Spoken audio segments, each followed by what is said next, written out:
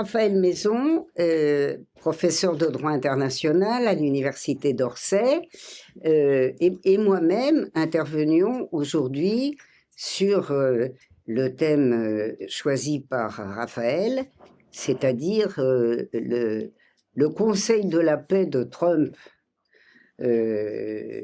pour Gaza, et évidemment des tas de choses qui vont avec, y compris la situation actuelle.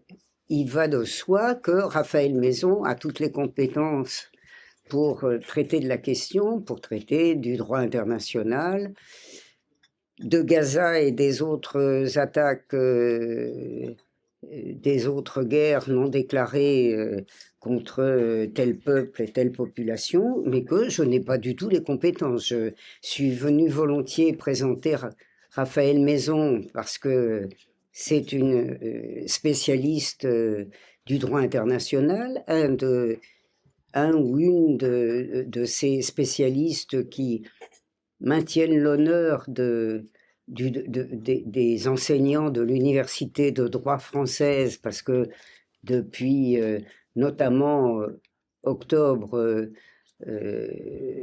enfin il y a 2 ans, un peu plus de 2 ans, ils sont intervenus, ils ont dit ce qu'était le droit international, la manière dont il était violé, mais je n'ai pas du tout de compétences et par conséquent, Raphaël Maison va intervenir sur le sujet prévu, comme d'habitude, c'est-à-dire par une intervention d'environ 1 heure, qui sera suivie par les questions que voudra bien lui poser la salle. Donc, je suis là pour présenter, et je n'étais là que pour présenter, et je suis vraiment confuse à l'égard des gens qui ont pu penser que je m'arrogeais le droit de parler d'un sujet pour lequel je n'ai pas les compétences scientifiques nécessaires. Bien entendu, comme tout le monde, les compétences politiques pour avoir un avis sur la question, hein. Mais aujourd'hui, on est là pour écouter un avis scientifique. Et voilà, je vais immédiatement céder la parole à Raphaël Maison.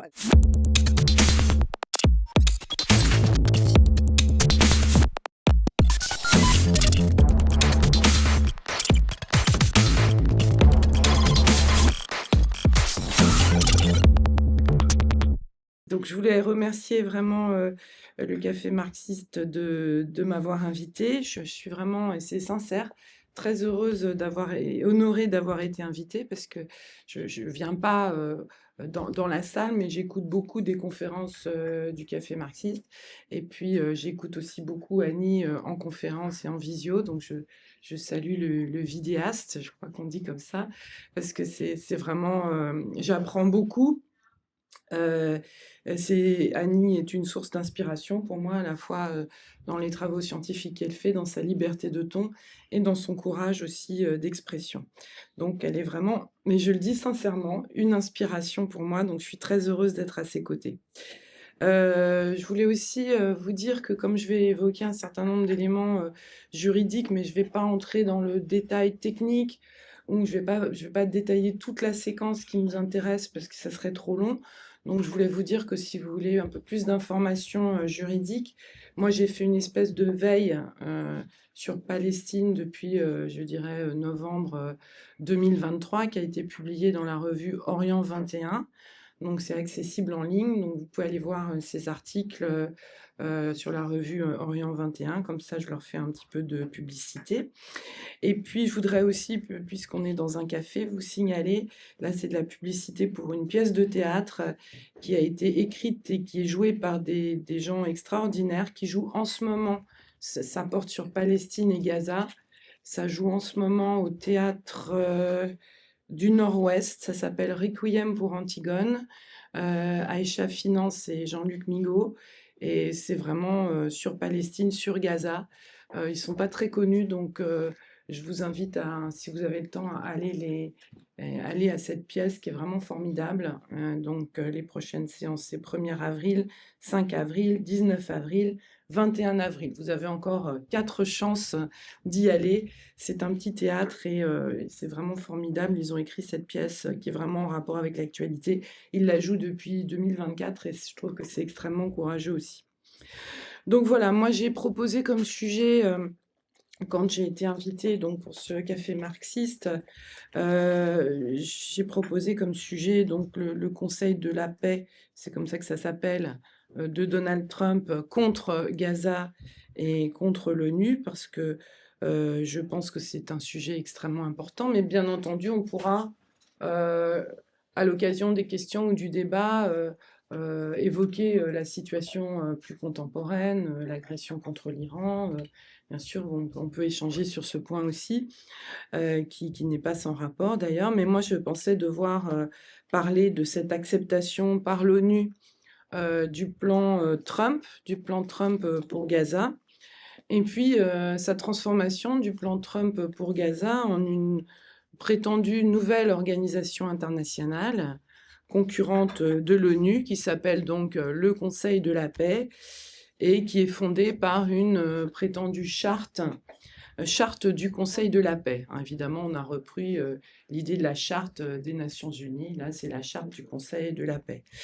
Donc moi, je pense que ce sont des événements assez inédits, en tout cas d'un point de vue juridique, et qui nous informent sur des spécificités, me semble-t-il, mais là, vous savez ça mieux que moi, c'est pour ça que j'attends le débat aussi avec Annie, qui nous renseigne sur peut-être certaines spécificités de l'impérialisme contemporain.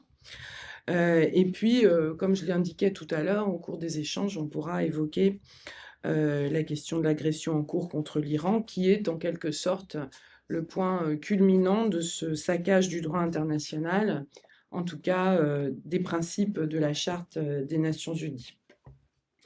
Alors pourquoi des événements inédits des événements inédits en ce sens que ce plan Trump pour Gaza, de même que ce prétendu Conseil de la paix de Trump, nous mettent en présence en quelque sorte, et d'autres juristes l'ont dit que moi, d'une entente criminelle qui n'est pas masquée, qui est revendiquée, qui est publique. Je sais qu'Annie a beaucoup travaillé sur les archives pour essayer de révéler un certain nombre d'ententes. Bien là, elles sont clairement affichées, elles sont diffusées, elles sont publiques. Et ça me semble vraiment extrêmement frappant, puisque là, on est en présence de formalisation juridique, de plans criminels concertés, qui d'ordinaire, me semble-t-il, historiquement, restent plutôt masqués. Donc ça me semble vraiment extrêmement frappant.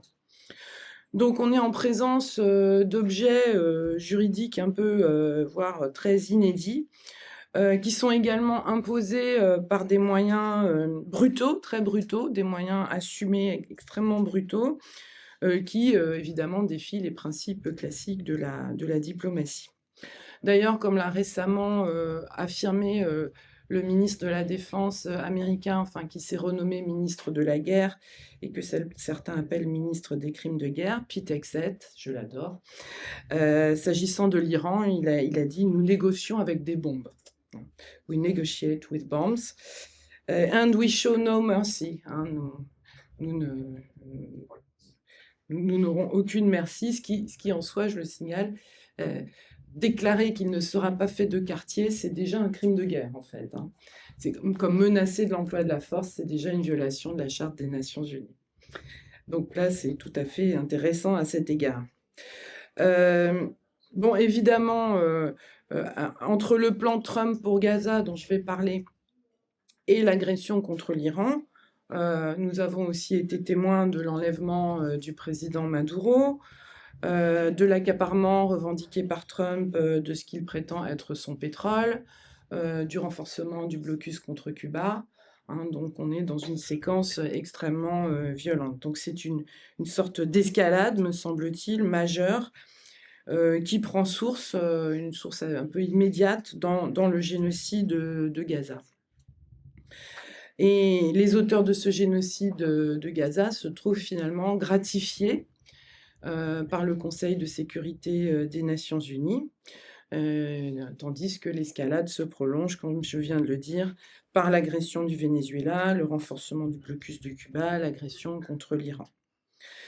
Cette escalade, finalement, ne rencontre que peu, voire très peu, de résistance de la part de la majorité des États représentés à l'ONU.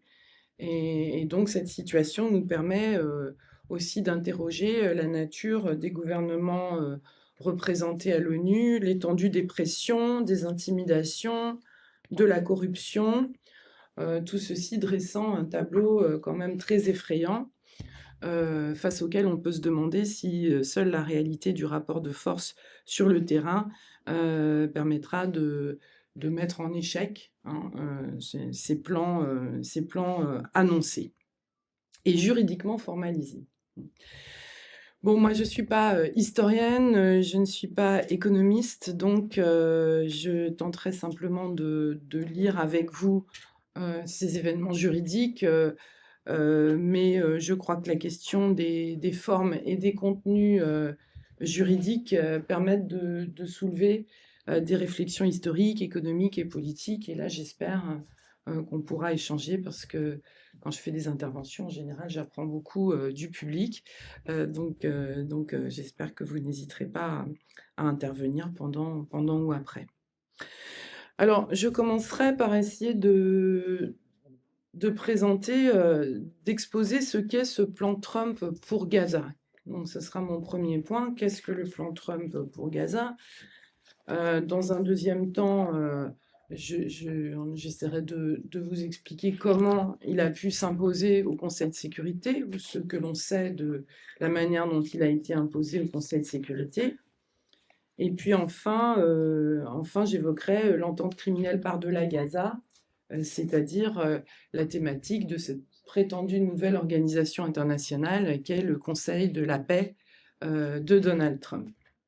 J'espère que ça ne sera pas trop juridique, mais bon, je suis un petit peu obligée de rester dans mon champ. Alors d'abord, qu'est-ce que c'est que ce plan Trump pour Gaza? Quelques éléments de contexte. Bien évidemment, le contexte, c'est celui de l'offensive génocidaire d'Israël sur Gaza, qui commence, je dirais, autour du 9 octobre 2023, avec la déclaration du ministre de la Défense israélien, Yoav Gallant.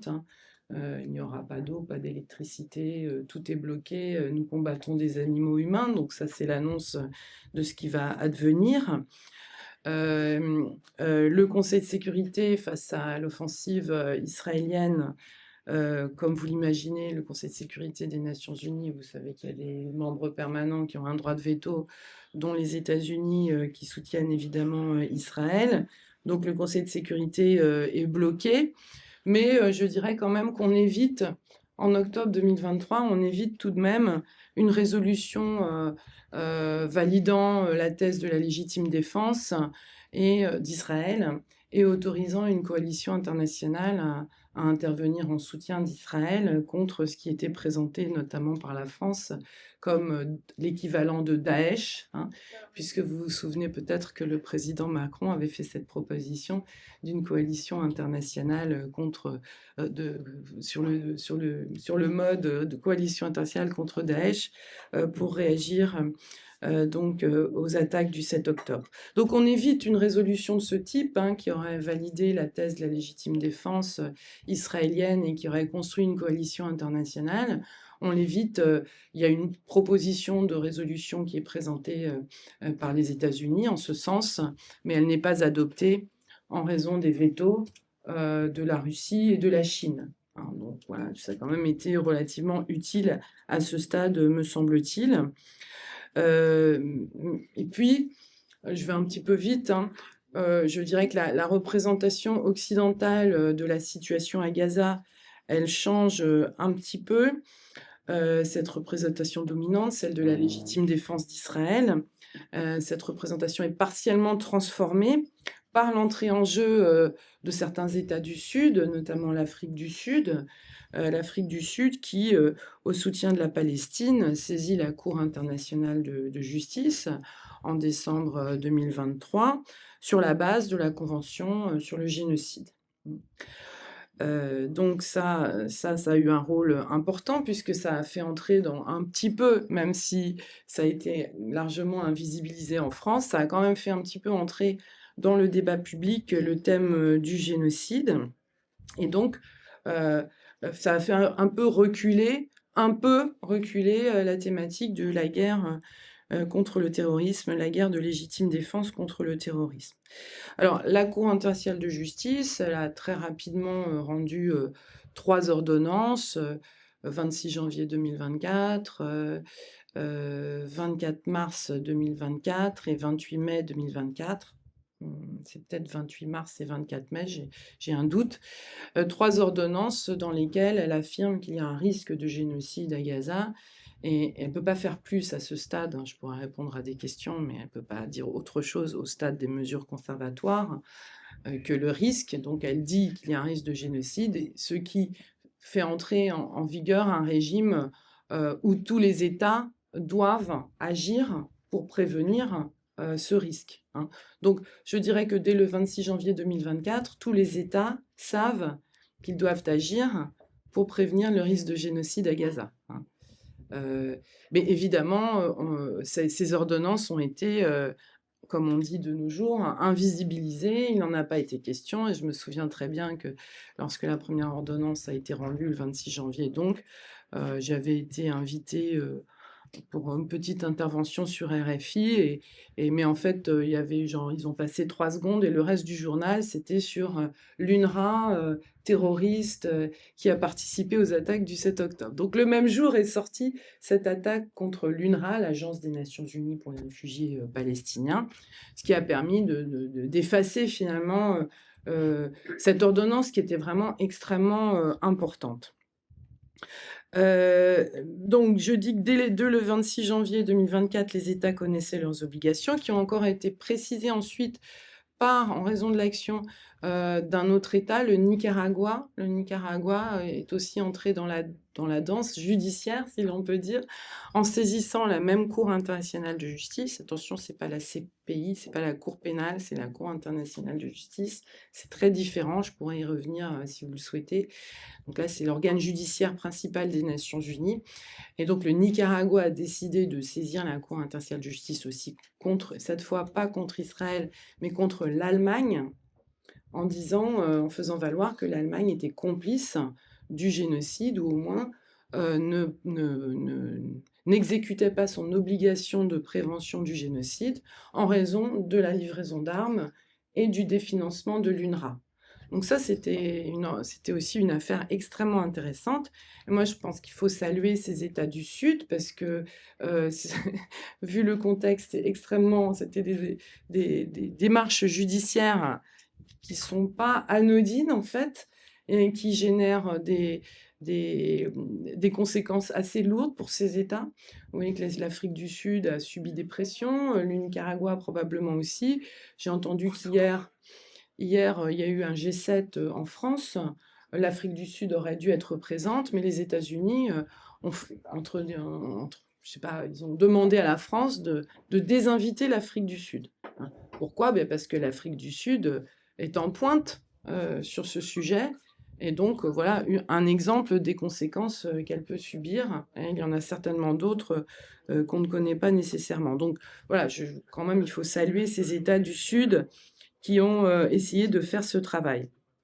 Donc, l'affaire Nicaragua contre Allemagne, elle est intéressante. Elle donne lieu à une ordonnance le 30 avril 2024, où la Cour internationale de justice rappelle à tous les États leurs obligations sur la base de la Convention sur le génocide, la Grande Convention 1948.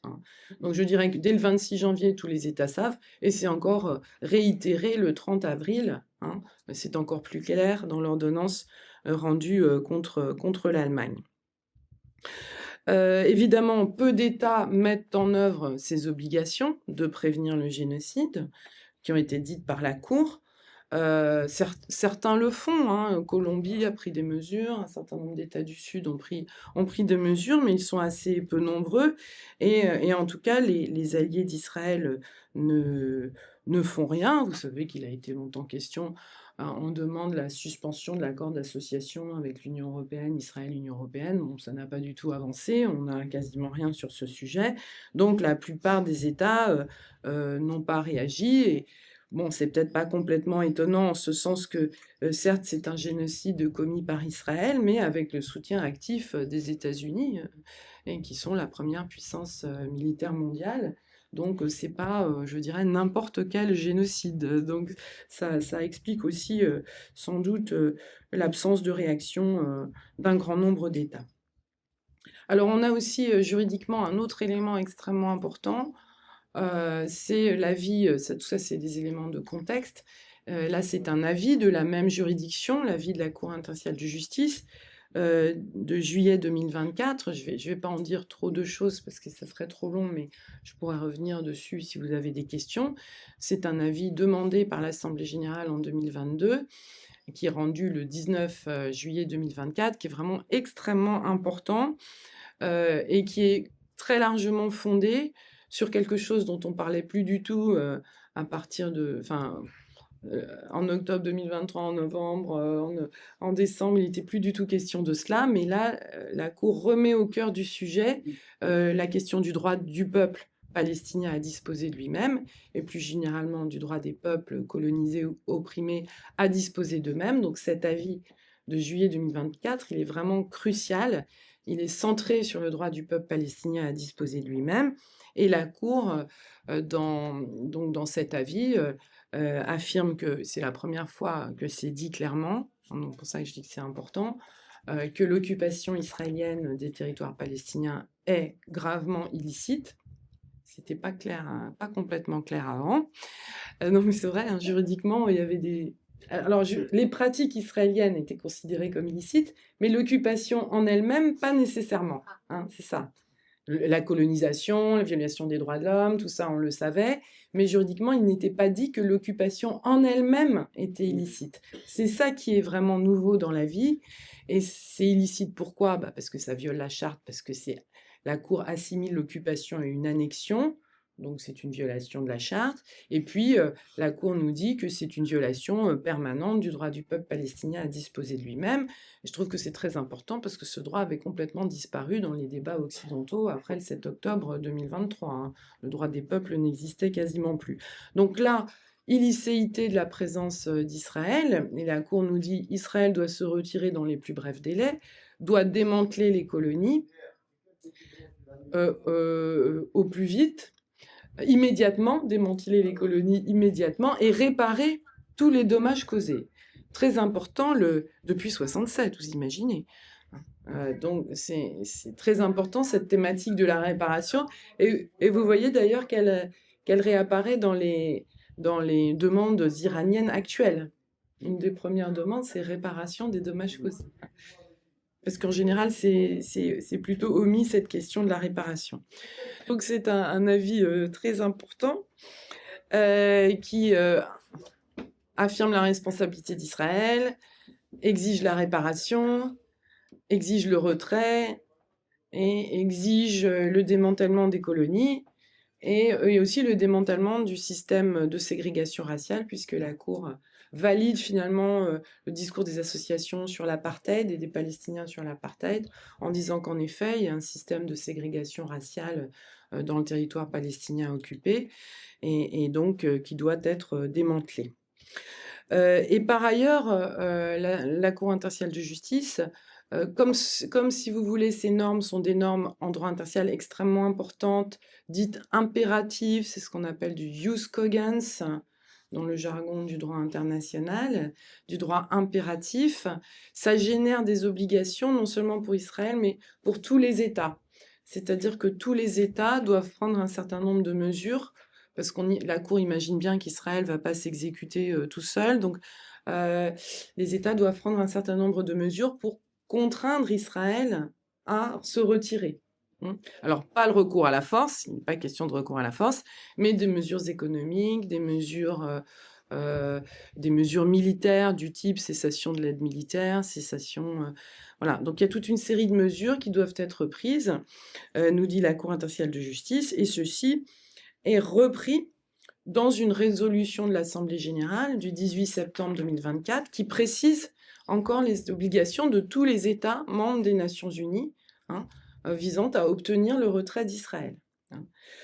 Et alors je dirais que c'est un avis vraiment très important juridiquement, pour les raisons que j'ai dites, mais aussi parce qu'il rompt complètement avec la logique précédente, qui était la logique d'Oslo, c'est-à-dire du règlement de la situation par la négociation, par une négociation inéquitable entre la Palestine et la puissance occupante, sous le regard des États-Unis, grosso modo, hein. C'était ça le règlement. Et là, c'est plus du tout, il n'est plus question d'Oslo dans la vie, hein.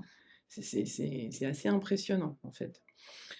Donc, on sait en droit ce qu'il faut faire, hein. À ce moment-là, ça a été dit. La Cour internationale de justice, c'est l'organe judiciaire principal des Nations Unies. Elle a beaucoup d'autorité juridique, hein, donc c'est vraiment un moment juridiquement important.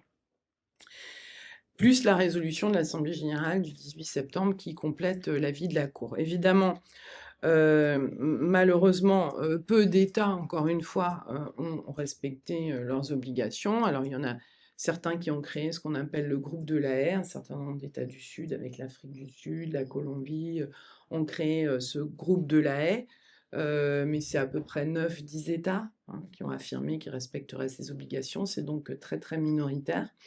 La plupart des États n'ont pas fait grand-chose. Après l'élection de Donald Trump, vous savez qu'il y a un cessez-le-feu qui intervient à Gaza entre janvier et mars 2025, qui est imposé à Israël par le président américain. Mais il avance dans le même temps, le président, enfin Trump, je sais pas, quand on dit le président américain, ça lui donne une... Il est président américain, c'est sûr, mais donc Donald Trump avance dans le même temps l'idée de la Riviera. Vous vous souvenez que très vite, en janvier ou février 2025, il annonce que voilà, il a un plan pour Gaza, inspiré d'ailleurs probablement par son gendre, Jared Kushner, qui s'est déjà prononcé sur le sujet. C'est le plan de la Riviera. Alors évidemment, quand le public entend ça, ça semble complètement absurde, sidérant, vulgaire. Personne ne croit que ça puisse être réalisé. Et puis finalement, comme on va le voir, c'est bien ce qui va être validé par le Conseil de sécurité quelques mois plus tard, en novembre 2025, et c'est ce dont je vais parler. Entre-temps, mais entre l'annonce de la Riviera, qui semble à l'époque totalement farfelue, choquante et irréalisable, entre cette annonce et la résolution dont je vais parler principalement, à la demande de l'Assemblée générale des Nations unies, s'organise une grande conférence internationale sur la Palestine, enfin sur la solution au conflit, dont la présidence est confiée, alors là déjà on a quelques doutes, l'Assemblée générale confie la présidence de cette grande conférence internationale à la France et à l'Arabie saoudite. Donc là déjà on se dit il y a un petit problème. Et cette conférence qui a lieu à l'été 2025, fin juillet 2025, elle adopte une déclaration pour le règlement de paix, pour la solution à deux États, qu'on appelle la déclaration de New York, de fin juillet 2025, et donc cette déclaration pour la solution à deux États, voilà, et qui passe par des négociations. Donc on revient sur ce qu'a dit la Cour internationale de justice, hein, on recule, ça va être des négociations entre le peuple occupé et la puissance occupante, et ces négociations vont nécessairement être favorisées, nous dit la déclaration, par la reconnaissance de la Palestine par un certain nombre d'États qui ne l'ont pas encore reconnue. Hein, c'est l'annonce de déclaration par les États occidentaux de la Palestine, Royaume-Uni, France, Belgique, Australie, hein, qui annoncent qu'ils vont reconnaître la Palestine, mais une reconnaissance complètement conditionnée. Je pourrais y revenir.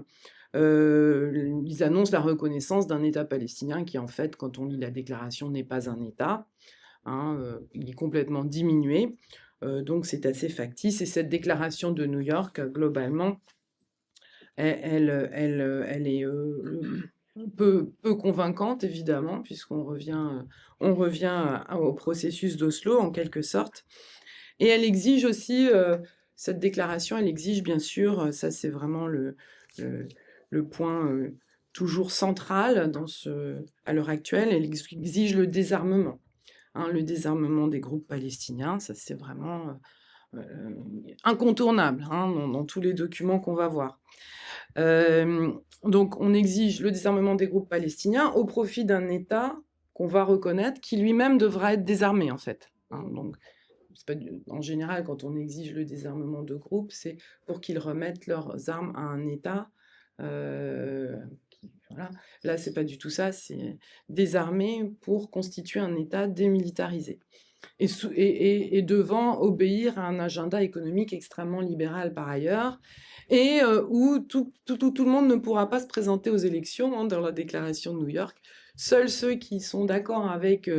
Seuls les groupes politiques qui sont d'accord avec le programme de l'OLP pourront se présenter aux élections. Hein. Donc, vous voyez, c'est pas vraiment un État, hein, un État qui ne peut pas assurer sa défense, qui n'est pas libre d'organiser les élections comme il le souhaite ou de décider de son programme économique. C'est pas vraiment un État.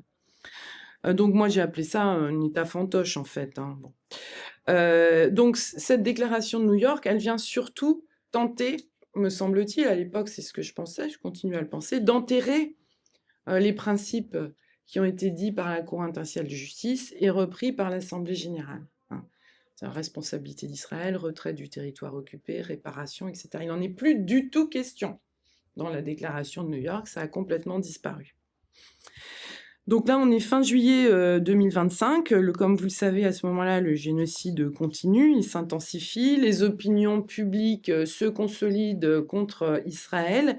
Des flottilles se mettent en route vers Gaza, donc ça fait quand même pas mal de bruit. Et dans ce contexte, l'Assemblée générale, malheureusement, elle adopte cette déclaration de New York. Hein. Donc tous les États adoptent la déclaration de New York début septembre 2025, enfin pas tous, hein. La grande majorité des États adoptent cette déclaration de New York, qui, comme je l'ai dit, revient à la logique d'Oslo. Et dans le même temps, donc en septembre 2025 à l'Assemblée générale, les États-Unis, qui eux n'ont pas participé à la déclaration de New York, hein, ni Israël, mais les États-Unis, donc en marge de l'Assemblée générale, annoncent leur propre plan pour Gaza, hein, en marge de l'Assemblée générale. Et ce plan, c'est donc le plan Trump pour Gaza, qui va être accepté par un certain nombre d'États, une cinquantaine d'États réunis en Égypte en octobre 2025. Le 13 octobre 2025, à Sharm el-Sheikh, hein, vous avez un certain nombre d'États. Trump organise une conférence où tout le monde applaudit, voilà. Une cinquantaine d'États. Donc, qu'est-ce qu'il y a dans ce plan Trump pour Gaza? Bon, certes, il y a un cessez-le-feu, l'échange des prisonniers, le passage de l'aide humanitaire, le retrait de l'armée israélienne. Donc, les groupes armés palestiniens acceptent, quand même un peu sous la contrainte, parce que Trump, c'est soit vous acceptez, soit vous êtes mort. Hein. C'est un peu ça, en général, les principes des négociations avec Trump. Donc, les groupes armés palestiniens acceptent cette première partie, hein, du plan cessez-le-feu, passage de l'aide humanitaire, échange des prisonniers et des otages et retrait de l'armée israélienne.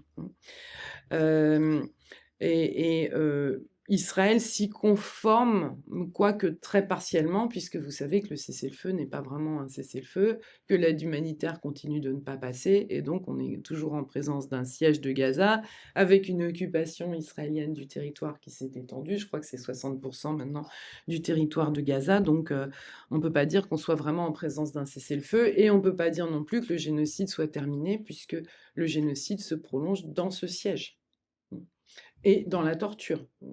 Je signale que Francesca Albanese, il y a déjà beaucoup de rapports sur la torture, mais Francesca Albanese, son dernier rapport porte sur la torture.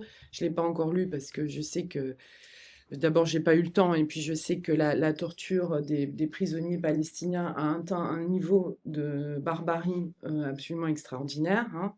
Hein. Donc là, on est sur le viol d'hommes palestiniens par le moyen de chiens. Des bébés, voilà, il y a un bébé qui vient d'être récupéré par la Croix-Rouge, qui a été torturé sous les yeux de son père. Enfin bref, on est vraiment sur du très très très très très très choquant. Donc j'ai pas encore regardé, mais ça participe aussi du génocide. Hein. Le génocide n'est pas terminé.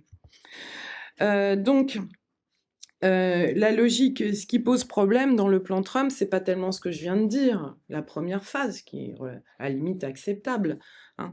C'est la logique globale du plan qui pose un immense problème et que certains collègues ont qualifié comme une abomination, ce plan Trump. Alors, qu'est-ce qu'on peut en dire si vous voulez aller le lire, ça vaut la peine.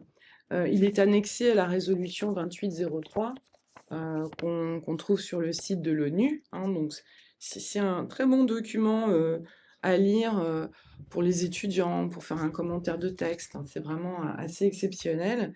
Il est annexé à la résolution du Conseil de sécurité du 2803. Donc, d'abord, on peut signaler que dans ce plan Trump, il n'y a évidemment pas de reconnaissance du génocide. Ça, c'est assez logique puisque les États-Unis sont co-auteurs. Pas de responsabilité d'Israël. Pas de gouvernement de Gaza par les Palestiniens. Un pouvoir sur Gaza qui est confié à Trump, carrément. C'est Donald Trump lui-même qui va diriger le Conseil de paix. Ça, c'est complètement inédit, si vous voulez, pour une résolution des Nations Unies. Donner le pouvoir personnellement à Donald Trump, c'est quand même, moi, j'ai jamais vu ça. On a déjà vu des administrations temporaires, la MINUC au Kosovo, mais c'était pas dirigé par le Donald Trump ou le président américain de l'époque. On dit même pas le président Donald, c'est Donald Trump lui-même. Un projet de développement pour Gaza, mais pas confié du tout aux Palestiniens. Un projet de développement de type Riviera, donc c'est le projet de la Riviera. Et tout ceci prospère sur l'idée, le principe de la déradicalisation, puisqu'évidemment, il va falloir déradicaliser le peuple de Gaza, et il va falloir le désarmer. Tout ceci, j'ajouterais que ça peut permettre d'effacer un certain nombre de preuves du génocide, à la fois matériellement et juridiquement. Donc on va construire la Riviera sur les charniers, et puis comme ça on ne décomptera pas le nombre de morts. On sait déjà qu'il y a 73 000 morts, mais il y a sans doute beaucoup plus. Donc je vais citer quand même quelques éléments de ce plan Trump, parce que c'est quand même formidable. Alors il faut que je change de lunettes, parce que je ne suis pas très bien équipée. Donc le premier point, comme on pourrait le commenter pendant 20 heures, Gaza sera une zone déradicalisée, sans terrorisme, qui ne fait peser aucune menace sur ses voisins. Donc voilà pour les victimes du génocide.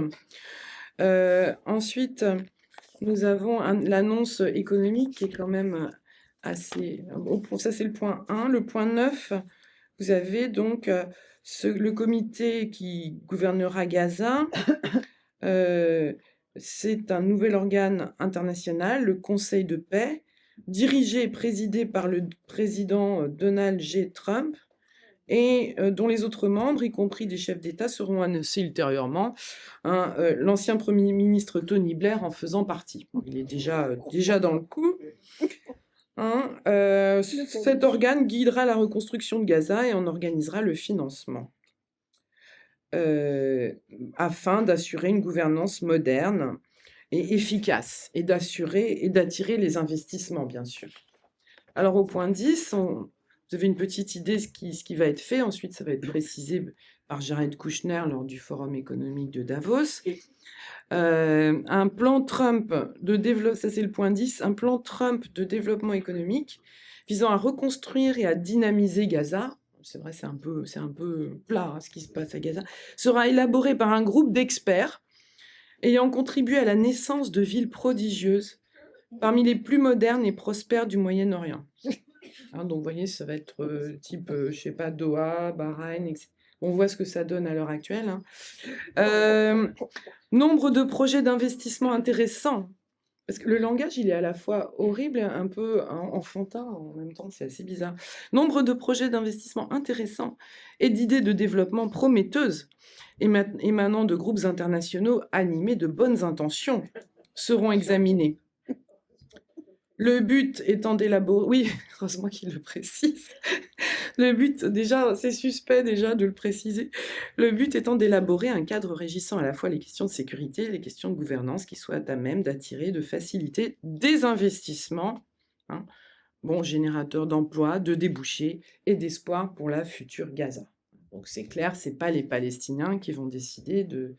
et le modèle, c'est les villes prodigieuses parmi les plus modernes et prospères du Moyen-Orient. Donc, Ça a été repris, comme je le disais, par Jared Kushner au Forum économique de Davos. Il a présenté ce qu'il appelle son master plan, hein, donc ce que certains appellent le master's plan, hein, le plan des maîtres. Et alors là, vous avez des vidéos qu'on avait déjà vues un peu, des images d'IA. Vous avez ville de type, effectivement, ville prodigieuse du Moyen-Orient. Donc, voilà un peu l'esprit, si vous voulez, du plan Trump. C'est vraiment à la fois extrêmement choquant et en même temps, c'est exprimé dans des termes tellement clairs, hein. C'est vraiment le document corporate dans sa bêtise la plus flagrante, hein. C'est vraiment impressionnant, je trouve. Donc, vous avez ce qui est prévu, c'est donc un gouvernement transitoire de Gaza, tourné à l'évidence vers le profit, hein, vers l'investissement, en faveur d'une élite impériale, Trump, Tony Blair, et puis ceux qu'il nommera. Et aussi, je dirais quand même, ce sont des gens globalement quand même suprémacistes, hein, donc qui sont aussi animés par une idéologie raciale suprémaciste. Je pense à Peter Thiel, par exemple, Elon Musk et d'autres. Donc évidemment, tout ceci exige au préalable le désarmement des groupes palestiniens, parce que sinon on ne peut pas réaliser les investissements comme on le souhaiterait. Et alors le désarmement, là, dans le plan Trump, il est confié à une force internationale que le Conseil de sécurité appellera une force internationale de stabilisation. Mais on vous précise tout de suite que cette force, certes internationale, devra travailler je cite, hein, en collaboration étroite avec Israël. D'accord, donc, enfin, en gros, c'est une force d'occupation, en fait, parce qu'ils travaillent étroitement avec Israël. Donc, elle doit être composée de contingents nationaux. Puis, lors de la conférence de Sharm el-Sheikh, donc, les États arabes et musulmans ont été particulièrement sollicités. Et on nous dit dans la résolution, mais vous retrouvez ça aussi dans le plan Trump, point 13, elle devra, je cite, assurer la démilitarisation de la bande de Gaza, y compris en procédant à la destruction des infrastructures militaires. Bon, ça, je pense que c'est globalement les tunnels, parce qu'il n'y a pas beaucoup d'autres infrastructures militaires. Les infrastructures militaires terroristes et offensives. Donc, c'est présenté comme offensif, bien sûr, et en empêchant qu'elles soient rebâties, ainsi qu'en veillant à la mise hors service définitive des armes des groupes armés non étatiques. Hein, parce que si c'est des armes étatiques, il n'y a pas de problème. Hein, donc, évidemment, il n'est pas question de désarmer Israël, c'est évident, ni de limiter son armement. Donc, c'est les groupes armés non étatiques. Donc là, c'est là qu'apparaissent les premières réticences quand même, si vous voulez, parce que les États sollicités, ça leur pose quand même un petit problème d'intervenir militairement à Gaza pour désarmer les Palestiniens. C'est quand même un petit peu compliqué pour eux. Donc, ils souhaitent avoir l'aval de l'ONU, hein, et du Conseil de sécurité, bien sûr. C'est pourquoi Donald Trump va devant le Conseil de sécurité. C'est la seule raison, je pense. Sinon, il n'a pas besoin. Il a besoin d'une autorisation du Conseil de sécurité parce que les États qui sont sollicités pour envoyer des contingents nationaux le demandent. Donc, c'est pourquoi il se tourne vers l'ONU et il réussit à faire adopter cette résolution historique. Je dirais, beaucoup l'ont considérée comme historique dans l'abomination, je dirais, qui pourrait sceller, la fin du Conseil de sécurité. Enfin, déjà, le Conseil de sécurité n'a pas une énorme aura, mais là, c'est vraiment la fin de l'honneur du Conseil de sécurité. Et donc, c'est la résolution 2803, adoptée le 17 novembre 2025, que vous pourrez trouver. Elle est assez facile à lire. Voilà, alors qu'est-ce qu'elle nous dit? Bien, elle fait sien le plan Trump, carrément, qui est annexé à la résolution. Pareil, on n'a jamais vu ça, hein, quand même. Elle fait sien le plan Trump, en constatant dans un premier point que les partis l'ont accepté. Alors déjà, ça c'est faux, puisque les groupes de Gaza n'ont pas accepté l'intégralité du plan Trump. Ils ont accepté la première phase, c'est tout. Donc déjà, c'est un mensonge, le point 1 de la résolution. Alors, qu'est-ce qu'elle fait, cette résolution? Elle autorise le gouvernement transitoire du Conseil de paix de Trump, qui va être doté d'une personnalité juridique internationale. C'est le point 2. Alors ça, c'est très important. S'il est doté d'une personnalité juridique internationale, qu'est-ce que ça veut dire? Ça veut dire qu'il va pouvoir passer des contrats, passer des traités, donc faire toute une série d'affaires juridiquement validées par le Conseil de sécurité, en un sens. Doter le Conseil Trump de la personnalité juridique internationale, ça lui permet donc de passer des traités, des contrats. Et nous, on estime, un certain nombre de juristes, que ces traités, ces contrats devront être considérés comme nuls, parce qu'on considère cette résolution comme invalide.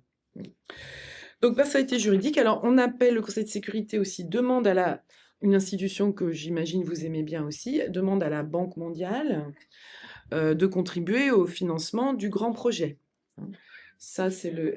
ouais, non, demande à la Banque mondiale de faciliter les financements et de fournir les ressources financières à l'appui de la reconstruction et du développement de Gaza, y compris en créant à cette fin un fonds d'affectation spéciale, géré par les donateurs. Donc il y aura un fonds d'affectation spéciale.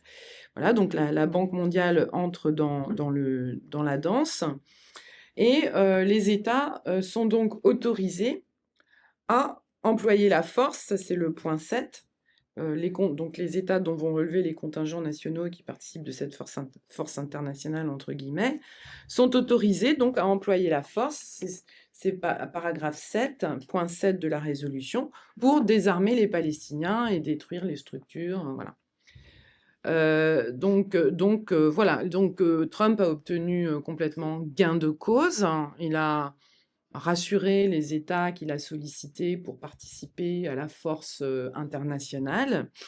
Mais évidemment, un certain nombre de juristes, dont moi, et je suis vraiment loin d'être la seule, considèrent que cette résolution est illicite, et on signale que le Conseil n'oblige pas les États à participer, ni au Conseil de paix, ni à la force internationale, il les autorise. Donc les États ne sont pas obligés, d'une part, et d'autre part, s'ils ne veulent pas violer le droit international, ils ne doivent pas participer parce que cette résolution est complètement contraire à ce qu'a dit la Cour internationale de justice, au principe de droit qu'a rappelé la Cour internationale de justice. Donc, le deuxième point que je voudrais évoquer, ça va, je ne suis pas trop... ça va. Quand même, il est déjà 3h30, là. Oui, c'est vrai. J'ai déjà parlé... Toi, tu as parlé au moins un quart d'heure. Oh non, t'exagères. Je te jure que non. Au minute. Non, ça veut dire que j'ai parlé au moins 40 minutes déjà. C'est horrible. Ça passe vite, hein. Bon, je vais essayer d'accélérer un peu. Comment... C'est bien parce que tu présentes les choses clairement. Il n'y a pas de révolte dans la salle, donc... C'est pas grave, on en fera. Comment est-ce que le plan... non, mais je vais essayer quand même d'accélérer. C'est le deuxième point, comment est-ce que le plan a-t-il pu s'imposer au Conseil de sécurité? Bon, les votes. Vous savez qu'il y a 15 membres au Conseil de sécurité, 5 membres permanents qui ont un droit de veto. Alors là, on a 13 voix favorables et 2 abstentions. La Russie et la Chine. Ils auraient pu voter non. Hein. Ça aurait été bien quand même. Oui, ça aurait été mieux. Donc là, c'est quand même... Parce que j'ai rappelé au début qu'en octobre 2023, ils se sont opposés à la première résolution. Donc ça c'est dommage quand même. Alors pourquoi? Moi, je peux pas spéculer pourquoi ils ont voté non. Ils disent pourquoi ils ont voté non. Mais est-ce que c'est vraiment pour ça qu'ils ont voté non? Je ne sais pas. Ce qu'ils disent, c'est qu'ils ont voté non. Enfin, ils se sont abstenus, pardon. Ils n'ont pas voté non parce que il y avait derrière la résolution tous les États arabes de la région qui la soutenaient. D'ailleurs, ils le signalent, la Russie le signale, Qatar, Égypte, Arabie Saoudite, Émirats Arabes Unis, Turquie, Pakistan. Bon, là, c'est pas la région, Indonésie, Jordanie, ils étaient tous derrière, plus l'autorité palestinienne. Bah, les Palestiniens ont un sérieux problème de représentation avec l'autorité palestinienne à l'ONU, à mon avis. Même si elle est sous pression, ça pose quand même de gros problèmes. Donc la Chine et la Russie disent, bah écoutez, nous, on trouve que ce plan est, je simplifie, il est atroce, mais tout le monde est, enfin tous les États de la région sont d'accord, les Palestiniens, enfin l'autorité palestinienne est d'accord, on ne peut pas voter contre. C'est ce qu'ils disent. Bon, ils auraient très bien pu, à mon avis, voter contre quand même. Ils avaient sans doute d'autres raisons, soit qu'ils aient obtenu des concessions sur l'Ukraine, soit d'autres types de négociations, soit qu'ils se soient dit, bon, on va laisser Trump s'enferrer dans cette affaire, et puis on tirera peut-être des... Voilà, on Il tirera faudrait peut-être qu'on des... ait Je des ne sais sanctions. pas. Franchement, je ne sais pas. C'est difficile à savoir parce que je pense que même si on interroge les diplomates russes qui sont en général très bons, ils vont pas nous dire exactement pourquoi ils se sont C'est abstenus. leur métier. Hmm. C'est leur métier. Voilà. Donc c'est ça, c'est ce qu'ils disent. Et les autres membres, donc les 5 membres permanents, donc évidemment France, Royaume-Uni, États-Unis sont évidemment très favorables. D'ailleurs, c'est un projet américain. 2 abstentions. Puis je cite quand même les autres membres qui auraient pu aussi voter contre. Hein. Algérie ne vote pas contre. Ça, c'est quand même... Bon, Danemark, Grèce, on s'y attendait. Guyane, Pakistan, Panama, Corée, Slovénie, Somalie. Donc il y a quand même dans ce groupe, enfin, dans ces États, certains États qui sont pas... certains États qui auraient pu, probablement, qui n'étaient pas du tout d'accord. Et d'ailleurs, on le voit dans les explications de vote. C'est intéressant pour ceux qui... Parce qu'à mon avis, c'est un moment un peu historique, c'est l'adoption de cette résolution. Ça me fait penser, l'autre jour, j'ai rencontré un peu par hasard dans une conférence l'écrivain Éric Vuillard, qui avait écrit ce livre sur la conférence de Berlin, vous savez, Oui. Congo. Masqué. Et je lui ai dit, mais il faut écrire un livre sur cette résolution, parce qu'elle est... Et je pense que c'est intéressant d'aller voir les explications de vote. Et quand on voit, et elles sont, vous pouvez les trouver très facilement sur le site de l'ONU, donc c'est les déclarations publiques des États avant ou après le vote, comment ils se justifient sur le vote. Hein. Quand on lit ces explications de vote, on voit que quand même, il y a beaucoup d'États qui ont voté pour, mais qui estiment qu'il y a d'énormes problèmes dans la résolution. Alors, soit ils soulignent ces problèmes expressément, soit, alors c'est assez amusant en un sens, ils réinterprètent la résolution comme étant conforme au droit international, c'est-à-dire lui font dire pas du tout ce qu'elle dit en fait. Ils la réinterprètent dans leurs explications de vote. Et ça, par exemple, c'est le cas pour l'Algérie, la Sierra Leone, le Pakistan. Ils lui font dire pas du tout ce qu'elle dit, en fait, ils la relisent, ils la recomposent et ils la mettent en conformité avec le droit international pour justifier leur vote favorable. Mais en même temps, ça nous donne des indications sur ce qu'ils entendaient voter. Et ultérieurement, ça peut être utilisé par les juristes, ces explications de vote. Hein. C'est pas forcément inintéressant. Donc, quels sont les problèmes qu'ils soulèvent? Je vais un peu vite. Les États qui... la plupart des États expriment beaucoup de... Ils sont vraiment très très gênés en fait de voter la résolution, sauf la France, le Royaume-Uni, la Grèce, le Danemark, ils n'ont pas trop de problèmes. Oui, la Grèce. Les autres sont quand même très gênés. Hein. Premier point soulevé, c'est pas un gouvernement palestinien.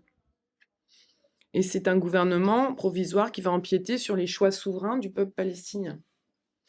Deuxième élément, on déploie une force qui n'est pas une opération de maintien de la paix, qui est une force combattante, puisqu'il s'agit de désarmer. Ça, c'est soulevé comme étant un problème également. Et donc, certains réinterprètent le mandat de la force comme un mandat d'opération de maintien de la paix, ce qu'elle n'est pas.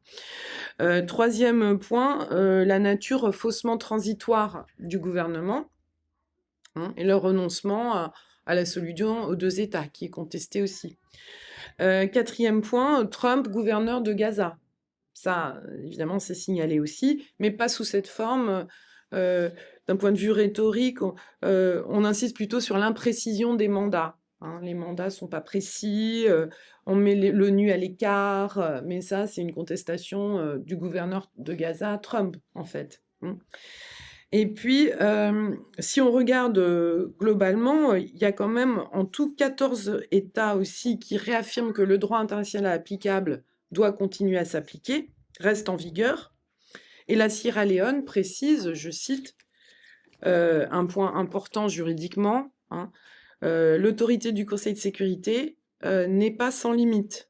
Elle est encadrée par la charte et par les normes impératives, celles dont je parlais tout à l'heure, du droit international général, ce qu'on appelle le jus cogens, qui ne permettent aucune dérogation. Parmi ces normes figure le droit des peuples à l'autodétermination, tel qu'il a été réaffirmé par la Cour internationale de justice. Le Conseil ne peut légalement éteindre ou suspendre ce droit, ni le soumettre à des conditions. Donc vous voyez, la Sierra Leone vote pour, mais ce qu'elle dit contredit complètement la résolution. Et elle réaffirme les règles. Donc comme ça a l'air totalement hypocrite, mais je dirais que pour un juriste, c'est utile de le noter, et même, je dirais, historiquement, c'est utile de le noter, parce que éventuellement, on va pouvoir s'en servir par la suite de ces explications de vote. Notamment, si on conteste les contrats ou les traités conclus par le Conseil de paix. On pourra dire, non, mais c'est pas ce qui était... La plupart des États ont affirmé le droit du peuple palestinien à disposer de lui-même, etc. Et on peut s'en servir. Le 5e point qui fait l'objet de critiques, bien sûr, et ça j'insiste un peu plus sur ce point, concerne les conditions d'adoption de la résolution. La Chine nous dit que le processus d'adoption de la résolution, donc les négociations qui ont précédé l'adoption, n'ont pas témoigné du respect dû aux membres du Conseil de sécurité. Les termes sont assez forts hein, dans les explications de vote de la Chine et de la Russie. La Chine insiste sur le fait que la Russie insiste sur le fait que l'intégrité du Conseil n'a pas été respectée. Je cite la Russie. Nous tenons à signaler que les membres du Conseil n'ont pas eu suffisamment de temps pour mener leurs travaux de manière consciencieuse ou trouver des compromis. Face aux efforts de coercition, la Russie parle carrément d'efforts de coercition, menés dans les capitales, donc des différents États qui étaient représentés, face aux efforts de coercition menés dans les capitales et aux pressions exercées sur les délégations ici à New York, on peut difficilement parler de collaboration de bonne foi. Donc la Russie signale l'existence vraiment de pressions importantes, de coercition exercée sur les membres du Conseil. Et quand on suivait un petit peu les négociations à ce moment-là, on voyait que c'était le cas, puisque la Russie avait proposé une autre résolution qui était beaucoup plus conforme à la charte. Les États-Unis ont vraiment... c'était clair quand on voyait les restitutions journalistiques, avaient vraiment exercé des pressions énormes sur les États. Et d'ailleurs, on le voit, puisque le représentant des États-Unis lui-même, Mike Waltz, au Conseil de sécurité, explicite avant le vote les menaces contre les Palestiniens. Je le cite. Voter contre ce projet de résolution, c'est voter pour la reprise de la guerre. Bon, la reprise du génocide, je dirais. Le temps ne joue pas en faveur de la paix. Ce n'est pas le moment de débattre à l'infini ou de faire des effets de manche. Comme pour une bombe à retardement, le compte à rebours a commencé. Par conséquent, nous devons voter pour ce projet de résolution, non pas à titre de compromis, mais comme un pacte pour les enfants de Gaza.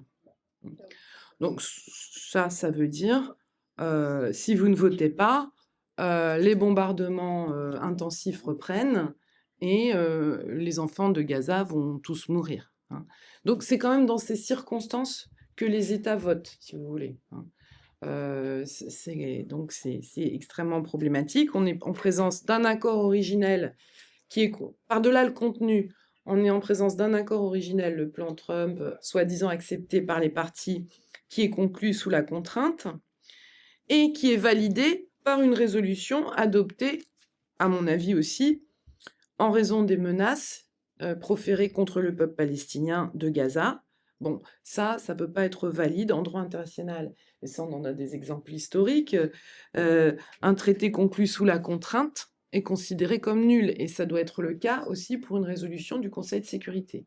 Donc, à la fois le contenu et les conditions d'adoption, de mon point de vue, rendent la résolution complètement illicite. Donc, on a l'impression qu'il y a une sorte de terreur qui s'est imposée au Conseil de sécurité. Quand on lit les déclarations étatiques, on voit qu'ils adoptent, on voit que les États savent, la plupart savent qu'ils adoptent un texte contraire, voire gravement contraire au droit international et à la pratique même de l'ONU. Donc là, je m'arrêterai là sur ce point.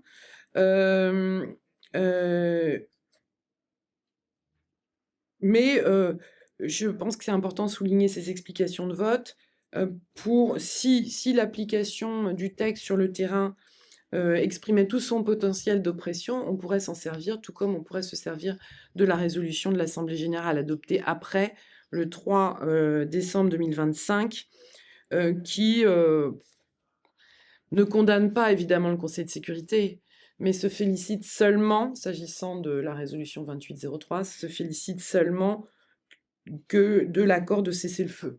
On ne va pas plus loin, donc on pourra se servir de ça aussi, en tant que juriste peut-être. Donc, on a, là, à l'heure actuelle, on constate déjà 2 problèmes majeurs dans l'application naissante, hein. C'est-à-dire qu'Israël est désormais fait carrément partie du Conseil de la paix, hein. Donc, ça, c'était pas prévu hein, dans le texte. C'était Trump, Tony Blair et d'autres personnes, mais il n'était pas prévu qu'Israël fasse partie du Conseil de paix. Je ne sais pas si ça serait passé au Conseil de sécurité quand même, hein.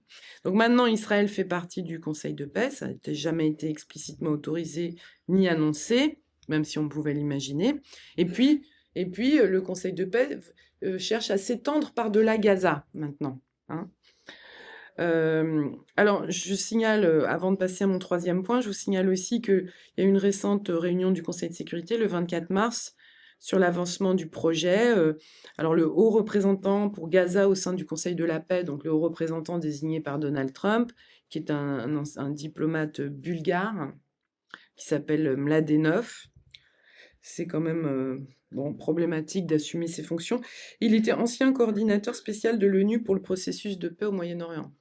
Donc déjà, on se dit ça devait pas être super hein, comme travail. Donc là, maintenant, il a accepté d'être le représentant pour Gaza au sein du Conseil de la paix. Il a dit récemment au Conseil de sécurité que la phase 1 du plan, c'était le 24 mars, donc était en grande partie achevée.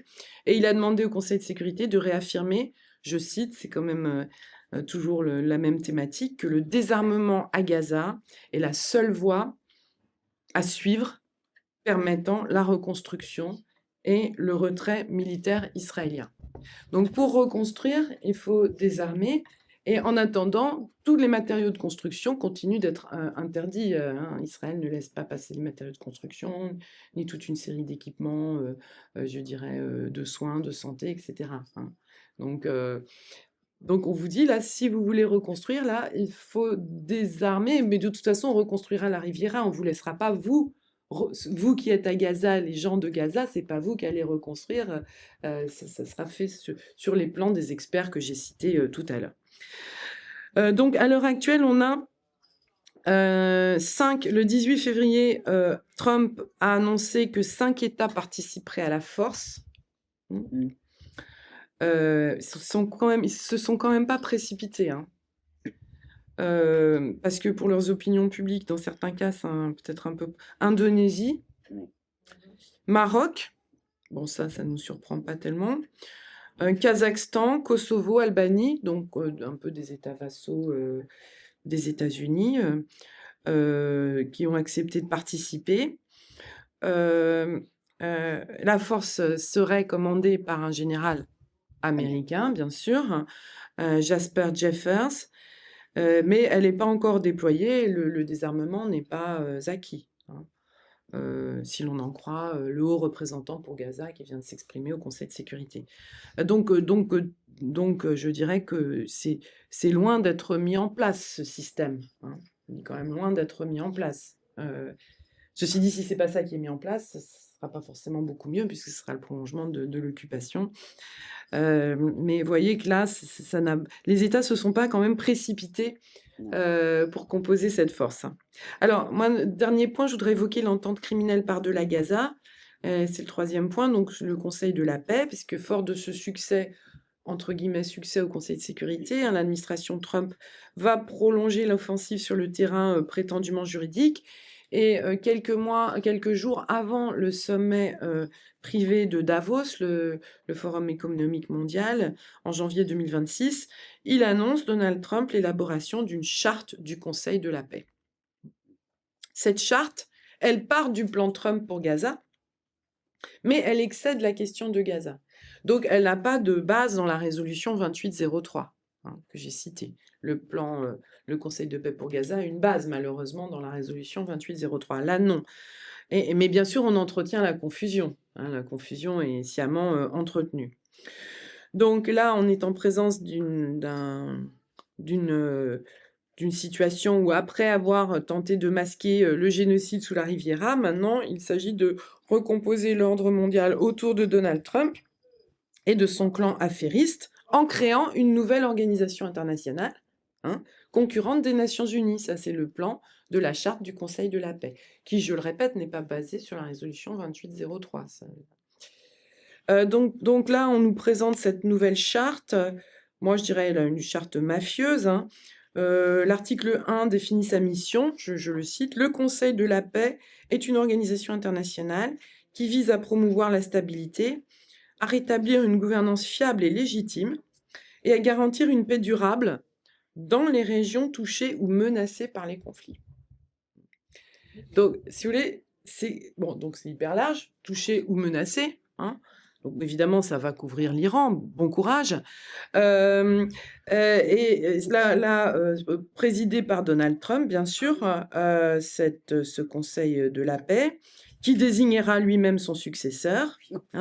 Mais la mission qui est annoncée au paragraphe, à l'article 1, recouvre celle de l'ONU.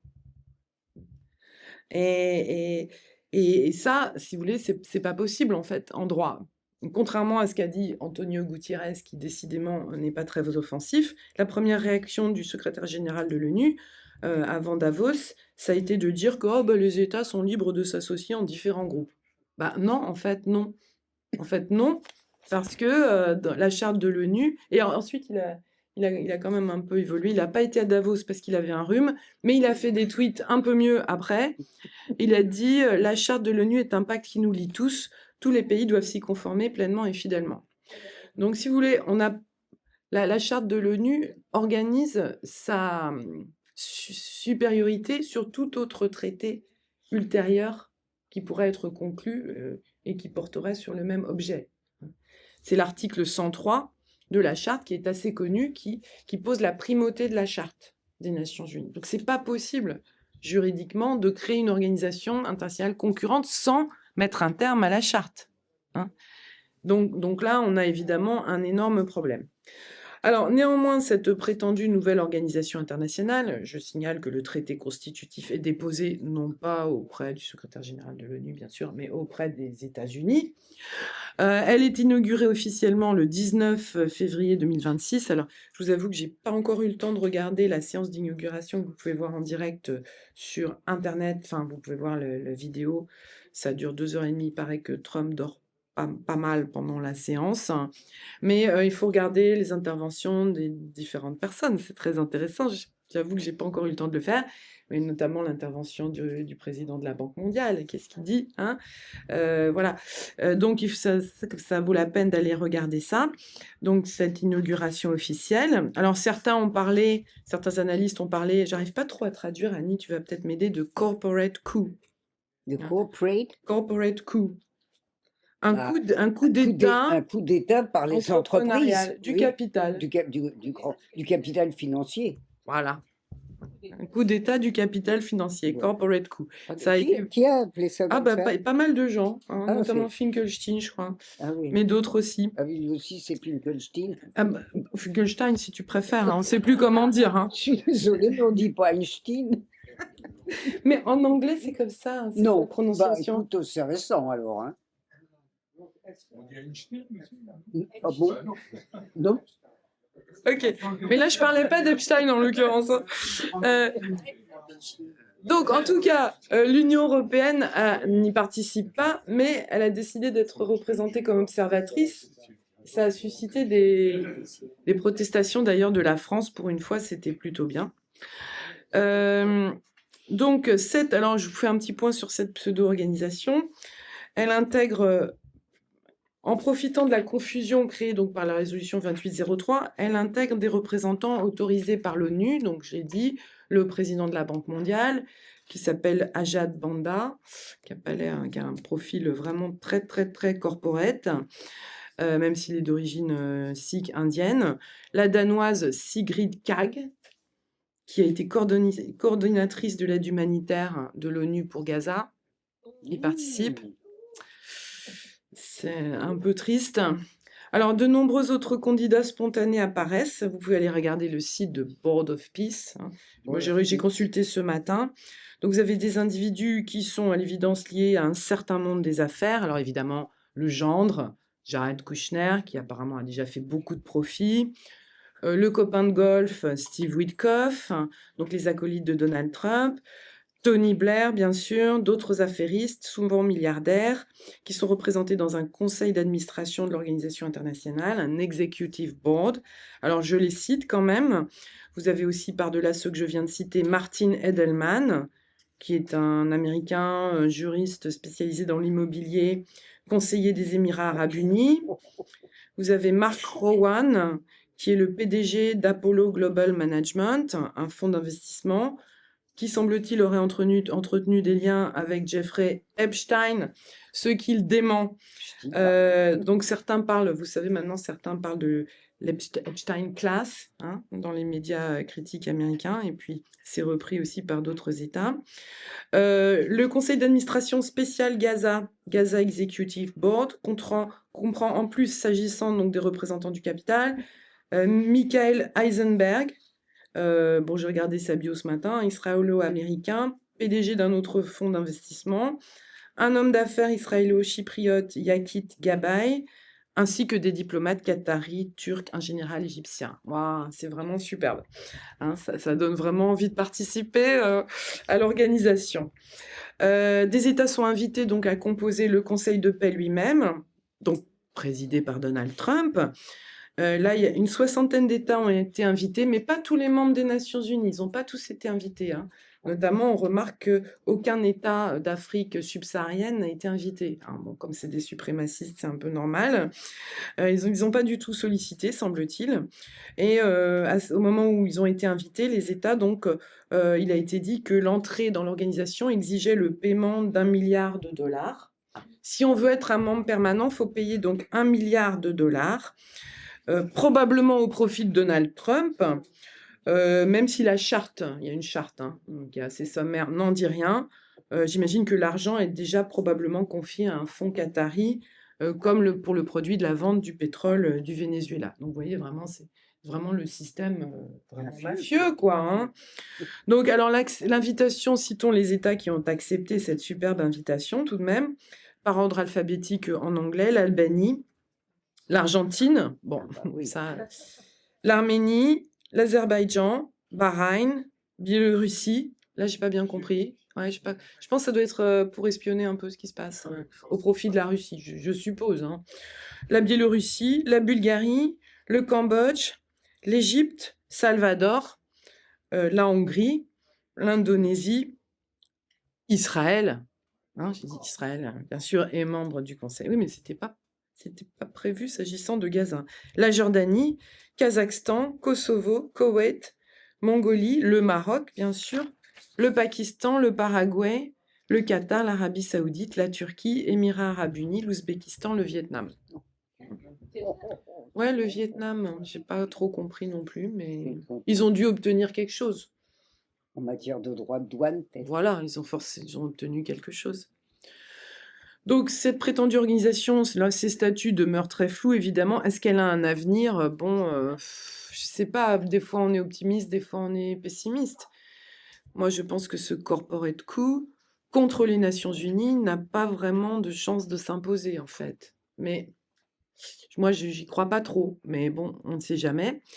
En tout cas, pour conclure, je dirais que ce qui s'est produit depuis le début du génocide de Gaza et dont je voulais parler aujourd'hui, c'est d'abord, l'accentuation de l'influence ou de la coercition exercée par les États-Unis et Israël sur l'ONU. Ça, c'est quelque chose qui est dénoncé de l'intérieur très souvent, notamment par le juriste que j'aime bien, Craig Mokhiber, qui est vraiment super et qui dénonce depuis fort longtemps cette coercition exercée sur l'ONU, jusqu'à donc l'adoption de cette résolution 2803, qui vient confier, vous l'avez compris, le pouvoir à Gaza à Donald Trump et à son clan affairiste et à Benjamin Netanyahou.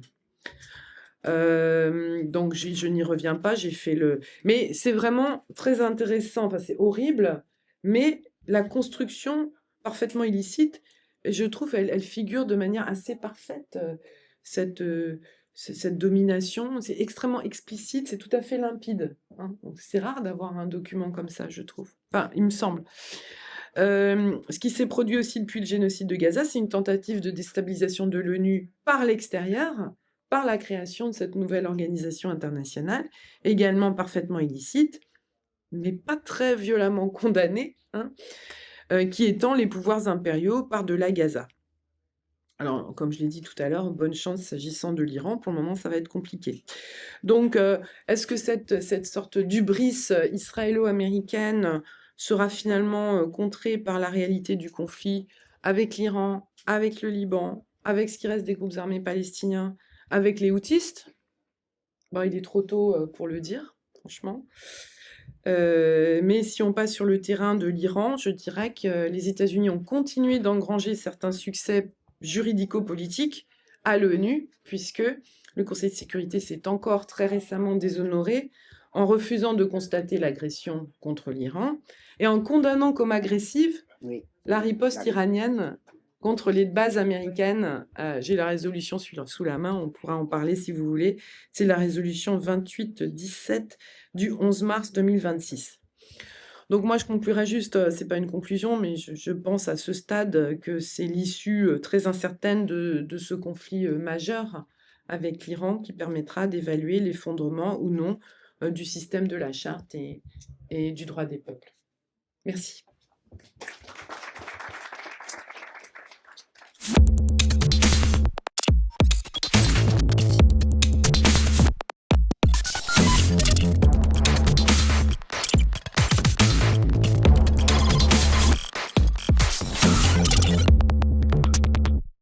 Est-ce que cette construction corporate va résister à la réalité du rapport des forces dans ce qui, je le rappelle, est la 7e agression prévue, annoncée par un général américain en 2007,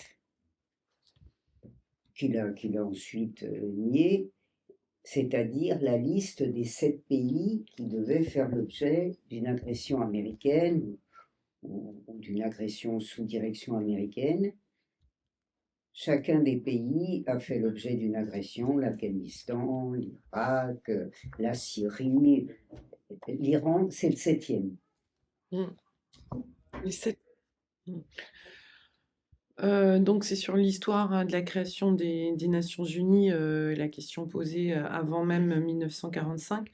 Moi, j'avoue là que je botterais peut-être un peu en touche, n'étant pas une spécialiste de l'histoire des Nations Unies. Je suis sûre que vous en savez plus et Annie aussi, mais moi je suis quand même pas convaincue, mais peut-être j'ai tort que quand on dit que les Nations Unies sont une institution complètement à l'origine dominée par les États-Unis, parce que vous avez quand même l'Union soviétique qui est représentée, les pays socialistes qui vont participer à l'élaboration d'un certain nombre de conventions. Donc ils sont quand même... c'est pas une institution complètement américaine à la base, contrairement à d'autres comme justement les institutions de Bretton Woods, où là, les États-Unis dominent complètement le champ. Donc moi, j'ai pas cette impression complètement, mais je suis pas assez historiquement informée pour vous répondre définitivement. Mais sur la question des espaces, moi, je trouve que c'est intéressant parce que j'ai vu même dans Le Monde hier, il y avait un article, pourtant Le Monde, c'est pas très critique, hein, qui présentait finalement l'OTAN à l'heure actuelle comme une sorte de porte-avions américain pour les offensives américaines. Et c'est vrai qu'à l'heure actuelle, apparemment, les bases européennes sont extrêmement utilisées. Donc, mais j'ai trouvé ça surprenant de lire dans Le Monde que l'OTAN était devenue une sorte de porte-avions les pays européens, une sorte de gros porte-avions américain. Ça m'a quand même surpris. Donc j'ai trouvé ça intéressant. Et ça a un rapport aussi avec l'espace, à partir d'où on attaque. Vous voyez cette question aussi d'attaque contre les bases militaires au Moyen-Orient. Vous avez ce réseau de pouvoir qui se déploie géographiquement. Donc la question de la géographie, elle est essentielle, évidemment, aussi. Des lieux où se passent les choses, où les bases sont-elles installées. Est-ce qu'on peut réagir en attaquant ces bases? C'est des questions tout à fait contemporaines. Je ne pense pas avoir très très bien répondu, mais peut-être Annie, tu veux ajouter quelque Moi, chose sur la naissance? je pense que Gisèle a raison. C'est-à-dire que c'est une histoire qu'on connaît très très mal, l'histoire de l'ONU. Mais la SDN, c'est au fond, avec tout de même une intervention américaine considérable, c'est l'institution qui en tout cas semble dirigée par les deux vainqueurs militaires de la Première Guerre mondiale, les deux puissances impérialistes victorieuses, mais très affaiblies, d'une part la France, d'autre part l'Angleterre. C'est ça la SDN. Les États-Unis fondent, alors là j'aurais une légère différence avec Raphaël, c'est une institution américaine. Tout le monde traîne les pieds pour y aller. Il faut savoir ce que c'est que la conférence de San Francisco. En fait, Gisèle Jamais a entièrement raison, c'est un projet qui est un projet du début de la guerre, et il s'agit que les États-Unis, qui revendiquent le monde comme terrain d'intervention économique, régissent ce que la France et l'Angleterre régissaient avec beaucoup de difficultés à l'époque de la Société des Nations. Mais alors là où je suis d'accord avec Raphaël, c'est que précisément, il y a beaucoup de pays. Alors, elle dit, et elle a raison, qu'il y a le camp socialiste, et le camp socialiste, il est tout de même évidemment auréolé de la victoire militaire soviétique de 1945, mais en fait, l'Union soviétique a eu un rôle très faible à l'Organisation des Nations Unies, extrêmement faible. Mais simultanément, il y a eu des résistances dans l'ONU, de telle sorte que les États-Unis ont dû circonvenir l'ONU dans un certain nombre de cas. Par exemple, Tryggvélié, qui est le premier secrétaire général, qui est un Norvégien, qui est à certains égards évidemment apprécié des Occidentaux, mais qui est d'une Norvège qui, comme une grande partie, la majorité des pays scandinaves, est en fait beaucoup plus pro-soviétique qu'il ne semble à la fin de la guerre, parce que les soviétiques ne menacent personne, tandis que l'Allemagne a menacé et écrasé tout le monde, Suède mise à part. En fait, Tryggvélié, par exemple, il est opposé au lancement de la guerre de Corée. Réfléchissons à la manière dont les États-Unis ont lancé toutes leurs guerres. Et ils n'ont jamais cessé les guerres depuis la guerre de Corée. Il a fallu circonvenir l'ONU, il a fallu écarter Tryggvélié, qui évidemment a fini toujours par sembler très content. Mais quand vous regardez les archives, vous vous rendez compte que non, qu'il y a des tensions. Donc oui, c'est une institution américaine.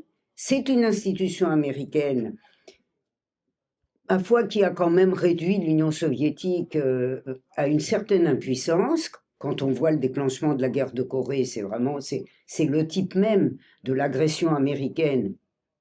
En fait, à l'origine, sans mandat, Tryggvélié y est allé mais en traînant les pieds. Toutes les interventions militaires américaines ont été des interventions illégales. Mais c'est vrai, il y avait beaucoup de pays.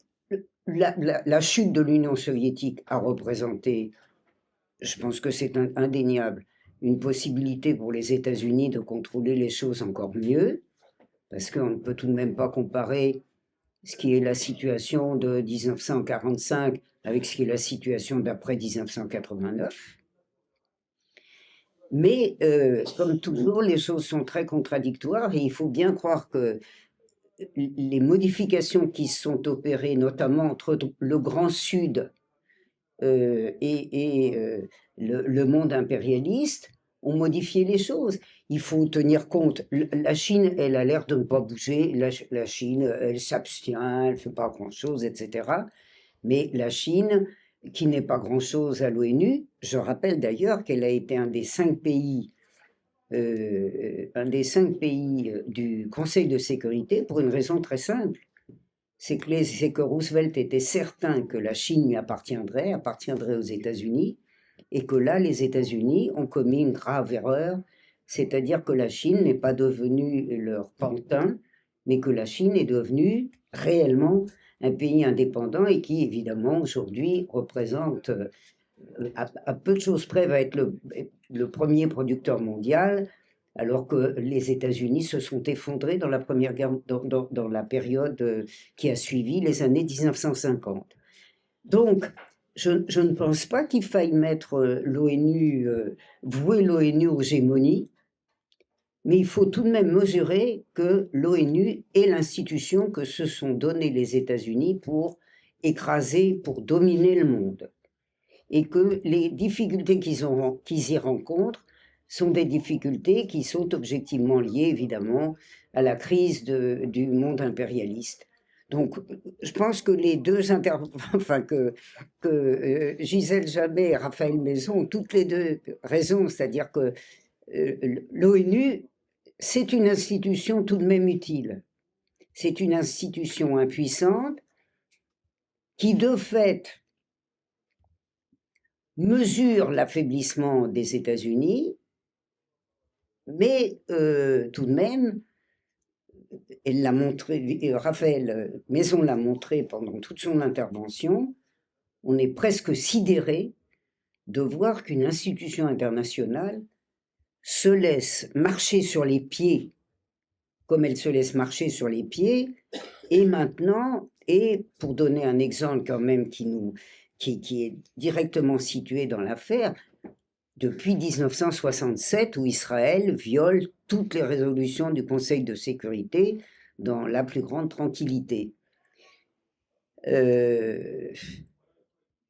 Entre ce que les puissants cherchent à faire et ce qu'ils obtiennent finalement, il y a des petites différences.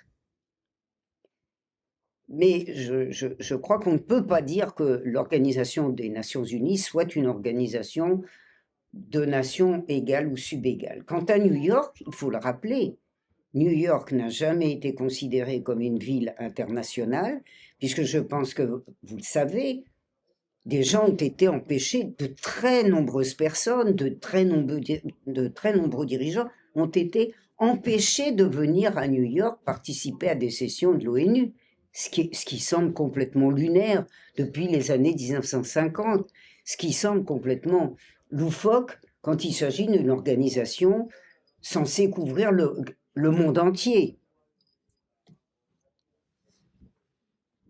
J'ajouterais juste un mot, mais n'étant pas historienne, je mesure moins bien que vous ce réel historique, mais je dirais que pour les juristes, il y a une activité des Nations Unies qui est importante aussi pour nous encore aujourd'hui. Oui. C'est ce qu'a fait l'Assemblée générale dans la période de la décolonisation. Tout ce corpus du droit des peuples, alors peut-être les États-Unis avaient un intérêt à ne pas le bloquer, je ne sais pas, mais c'est quand même l'Assemblée générale qui a élaboré toutes ces normes qu'on retrouve dans l'avis de la Cour internationale de justice et qui favorisent l'émancipation des peuples colonisés ou dominés. Je dis pas que mais c'est vraiment l'activité, je pense, des États du Sud plus des États socialistes à l'Assemblée générale qui a permis l'adoption de ces grandes résolutions sur lesquelles les juristes se basent. Voilà. Oui. Alors, peut-être les États-Unis y avaient intérêt, ça oui, je le y dis pas. compris Mais avec les États-Unis, qui avaient un intérêt, pas seulement un intérêt, qui ont manifesté leur intérêt et leur intervention considérable, en fait, dans une décolonisation qui était simplement conçue comme la prise des colonies de leurs rivaux, parce que c'est ça la décolonisation, en très large partie. La décolonisation, c'est un mouvement de libération nationale incontestable et qu'il ne s'agit pas du tout de minorer, mais c'est un mouvement de décolonisation qui est suivi au plus près et influencé directement par les États-Unis. Il faut voir par exemple la France se battre, la France qui est comme tous les pays occidentaux, un véritable chien couchant à l'égard des États-Unis. Je veux dire que la France est un pays qui est à un stade de domination. On parle beaucoup des caniches britanniques, mais enfin, vous analysez chaque pays est de la même farine, hein. Et on voit bien la France trembler de peur et de colère avant chaque session de l'ONU. Pourquoi? Parce que les États-Unis favorisent, je ne dirais même pas en sous-main, les éléments les plus réactionnaires du mouvement national, c'est-à-dire les élites qui vont diriger la quasi-totalité des pays libérés de la première tutelle coloniale, et que naturellement, c'est par leur intermédiaire qu'ils chassent l'ensemble de leurs rivaux. Ils l'ont fait pour l'Inde, ils l'ont fait pour l'ensemble ils l'ont fait pour tous les empires. Donc bien sûr qu'il y a un moment où les États-Unis ont d'ailleurs cette réputation d'être des décolonisateurs, de détester les colonies. Ben, bien sûr, les colonies en ont absolument besoin comme base de matières premières, et se débarrasser de la concurrence des Européens sur ces domaines coloniaux, ils ont viré tous leurs rivaux. Puis on a des études historiques partout. On a des études historiques sur l'Indonésie et les Pays-Bas, sur le Congo et les États-Unis. On les a partout, il faut le savoir. Nous, on n'a pas grand-chose en France, hein. À peu près tout est tabou. Mais toute l'histoire de la décolonisation, vue du point de vue américain, elle a été faite par l'historiographie anglophone. Et là encore, on mesure le retard de la France, la timidité de l'historiographie française par rapport à des choses qui sont acquises quelquefois depuis 30 ou 40 ans. Donc, c'est là qu'on voit les aspects contradictoires. Oui, les États-Unis ont pu se parer des plumes des colonisateurs. Et c'est comme ça qu'ils ont rencontré des becs dans certains cas, hein, notamment au Vietnam, mais ils ont rencontré beaucoup de victoires parce que beaucoup de décolonisations se sont traduites par une augmentation de puissance des États-Unis dans la zone et évidemment une diminution de puissance des impérialismes rivaux européens. Je suis tout à fait d'accord, mais j'étais contente que la France refuse. Mais si vous voulez, en tout cas, pour nous juristes, c'est un projet tellement effarant que vous avez raison de dire, enfin, tu as raison de dire que c'est un signe d'espoir qui est finalement peu d'États. Il y a une vingtaine d'États qui participent. Mais par rapport à l'énormité du projet, finalement, c'est quand même beaucoup, en fait. Et je pense que les États européens, à part, j'ai cité la Hongrie, je crois qu'il y a peut-être la Bulgarie, je pense que décemment, ils ne pouvaient pas accepter d'entrer. Parce que c'est un projet tellement... Non, je pense que c'était vraiment... ça me semble difficile d'imaginer que, même si les Européens sont très attentistes, on est d'accord, qui sont... voilà, mais là, c'est tellement effarant, cette charte du Conseil de la paix, que je pense pas qu'avec quand même les traditions juridiques, peut-être le droit joue un rôle quand même, parce que les traditions juridiques des différents États ont vu ça quand même d'un œil absolument stupéfait, je dirais. Donc, donc je suis d'accord avec toi, c'est un peu un succès. Cet échec est un succès, mais en même temps, je trouve qu'il y a quand même déjà beaucoup d'États qui ont accepté.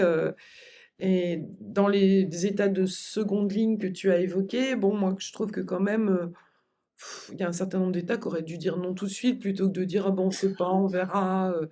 Il y a quand même une faille dans la condamnation de phénomènes particulièrement graves. Donc on attend, on va voir, on met pas son veto, on laisse la porte ouverte. Je pense que ça contribue aussi à l'escalade, hein, peut-être. Enfin, moi, de mon point de vue, ce fait de ne pas dire non, de dire on attend, on va voir, ça contribue à permettre aux États-Unis de continuer cette escalade. la Russie archi-condamnée. Mais en fait, si on regarde les résolutions de l'Assemblée générale, oui, il y a des condamnations, mais par exemple, l'Assemblée générale, s'agissant de l'Ukraine, n'a jamais recommandé des sanctions. Donc, toutes les sanctions contre la Russie alors, je ne sais pas si elles sont illégales ou pas, ce sera un débat, mais en tout cas, elles ne sont pas recommandées ou demandées par l'ONU. Parce que les résolutions de l'Assemblée générale, très vite, elles ont condamné l'intervention, mais elles ont dit très vite, il faut des négociations de paix. Donc, on n'a pas le Conseil de sécurité, vous pouvez rien faire, il y a la Russie dedans, mais l'Assemblée générale elle-même n'a pas recommandé un régime de sanctions. En fait, toutes les sanctions qui sont adoptées n'ont pas de base onusienne. Donc ça, c'est important à savoir parce que souvent les gens confondent sanctions de l'Union européenne, sanctions des Nations unies. Je l'ai encore vu dans un procès récent. On dit les groupes qui sont sur les listes européennes terroristes, C'est pas l'ONU. non, c'est pas les listes de l'ONU. Et donc les gens confondent, donc c'est important peut-être de le souligner. Voilà, mais sinon, oui, on peut voir ça comme une forme. Enfin, on peut être un petit peu optimiste en voyant qu'évidemment, enfin, tout le monde n'a pas rallié cette nouvelle organisation. Mais je pense que c'était tellement énorme que je peux pas imaginer qu'il y ait eu. Déjà, je trouve qu'il y a beaucoup de ralliements, moi, personnellement, en fait. Mais il y a pas mal de gens qui réfléchissent à une réforme de l'ONU. Hein. C'est vraiment un thème récurrent. Vous avez par exemple ma collègue Monique Chemillier-Gendreau, vous la connaissez sans doute. Elle milite pour cette idée d'un parlement mondial des peuples, qui rejoint un petit peu ce que vous semblez imaginer. Donc il y a quand même beaucoup de réflexions autour de ça. Donc, du point de vue de la réforme de la charte, ça fait longtemps aussi qu'on parle de supprimer le droit de veto, les membres permanents, mais alors d'un point de vue purement technique, les amendements à la charte doivent être ratifiés par les membres permanents. Donc, grosso modo, vous ne pouvez pas changer la charte sans avoir l'accord des membres permanents. Donc, c'est verrouillé. C'est pour ça que moi je dis qu'il faut plutôt, pour le moment, provisoirement, ne plus compter sur le Conseil de sécurité et renforcer l'Assemblée générale et le Conseil des droits de l'homme, parce que ce qui a sauvé l'honneur quand même de l'ONU, moi je trouve, ces 2 dernières années, c'est les experts indépendants du Conseil des droits de l'homme, enfin, certains d'entre eux, Albanese et Michael Fakhri. D'ailleurs, ils ont fait des déclarations tout à fait convaincantes là, sur l'Iran, sur l'agression contre l'Iran, sur le Venezuela. Ils ont produit de très bons communiqués qui diffusent à la limite autant qu'une résolution du Conseil de sécurité. C'est ça qui est intéressant. Donc il y a des institutions. C'est pas monolithique en fait. Vous avez des choses contradictoires au sein de l'ONU elle-même. Donc je pense que ce à quoi vous réfléchissez, moi je trouve que c'est très important. Et il y a déjà beaucoup Enfin, je pense qu'il faudrait peut-être vous rapprocher des personnes ou des groupes qui réfléchissent déjà à ce projet de parlement des peuples ou des réformes de l'ONU. C'est des choses dont on parle très souvent en fait. Moi, personnellement, je suis pas extrêmement convaincue par cette idée de parlement des peuples parce que je pense qu'à ce stade de l'histoire, on ne peut pas tellement dépasser les souverainetés nationales. Je pense qu'un parlement des peuples, là, on aurait tout de suite un pouvoir qui viendrait supranational. Voilà. Donc, voilà, moi, j'y crois pas trop, mais c'est parce que j'ai pas beaucoup d'imagination et voilà, je suis pas. Mais pour vous répondre, ce que vous dites, c'est très sérieusement réfléchi dans certains cercles et au sein des Nations Unies elles-mêmes, hein, puisque vous imaginez qu'il y a plein d'États qui aimeraient bien mettre à bas ce système de membres permanents et ce système de droit de veto. Pour le moment, moi je trouve que la globalité des États n'est pas assez offensif face à ce qu'on constate, même à l'Assemblée générale. Parce qu'à l'Assemblée générale, il y a déjà des moyens, vous l'avez dit, hein, l'État de Palestine a été considéré par l'Assemblée générale comme un État membre. Ça veut dire que l'Assemblée générale peut quand même faire beaucoup de choses. L'Assemblée générale pourrait, par exemple, comme elle l'avait fait pour le gouvernement de l'apartheid d'Afrique du Sud, refuser de reconnaître les représentants d'Israël refuser Bien sûr. de les accréditer. Elle a le pouvoir de le faire, hein. Donc ça aurait été vraiment intéressant qu'elle fasse comme elle avait fait pour les représentants de l'Afrique du Sud de l'apartheid. Mais elle l'a pas fait. Bon, elle est quand même. C'est pour ça que je dis, les États sont. Ils ont des stratégies, soit ils sont fragiles, comme vous l'avez dit, ils sont sous pression, et c'est ça qui pose un problème majeur jusqu'à ce que les rapports de force n'aient pas définitivement Voilà, évolué. ce sont les rapports de force sur le terrain Mm. qui décideront. Et on se rend bien compte que enfin, ce qui se produit actuellement, ça va être un des éléments qui vont permettre de sortir, je ne sais pas comment, finalement, des lendemains de la Deuxième Guerre mondiale, dans une conjoncture qui n'est plus du tout celle des lendemains de la Deuxième Guerre mondiale. Les lendemains de la Deuxième Guerre mondiale, c'est un vainqueur militaire très affaibli, un vainqueur financier considérablement renforcé. Voilà, vous évoquiez ce droit de veto. Mais qu'est-ce que c'est que ce droit de veto? C'est une organisation internationale qui est née des lendemains de la Deuxième Guerre mondiale. Et on espère tous que ça ne va pas se réaliser, mais on entre dans une période de craquement qui ouvre sur des perspectives de guerre générale, même si elle ne se produit pas. Donc on se rend bien compte qu'il y a là des questions qui vont être réglées sur le terrain. Je ne donne qu'un exemple d'ailleurs, c'est que la conjoncture en Iran montre que la solution vénézuélienne, c'est un mirage. C'est-à-dire que on a le terrain qui se réinstalle. Quand depuis 1979, les États-Unis cherchent à récupérer le pouvoir qu'ils ont perdu sur l'Iran et son pétrole est quand même une question centrale, les rêveries de la guerre en 2 jours, en écrasant les ayatollahs et en régissant tout sur le terrain, on voit bien que ce sont des rêveries. Donc, moi, je crois que ce qui est raisonnable, c'est d'abord de montrer ce qu'est une vision de droit international sur une situation. Elle nous aide parce qu'elle aide à définir finalement ce qui relève du droit, ce qui relève de la moralité internationale, etc. Mais on comprend bien que ça n'est pas le droit international qui régit les choses et que ça n'est pas le droit international qui va dicter l'issue de la guerre en Iran, de même d'ailleurs que le sort de Gaza. Mais je pense qu'il nous est très utile, je dirais même pour conserver une certaine santé,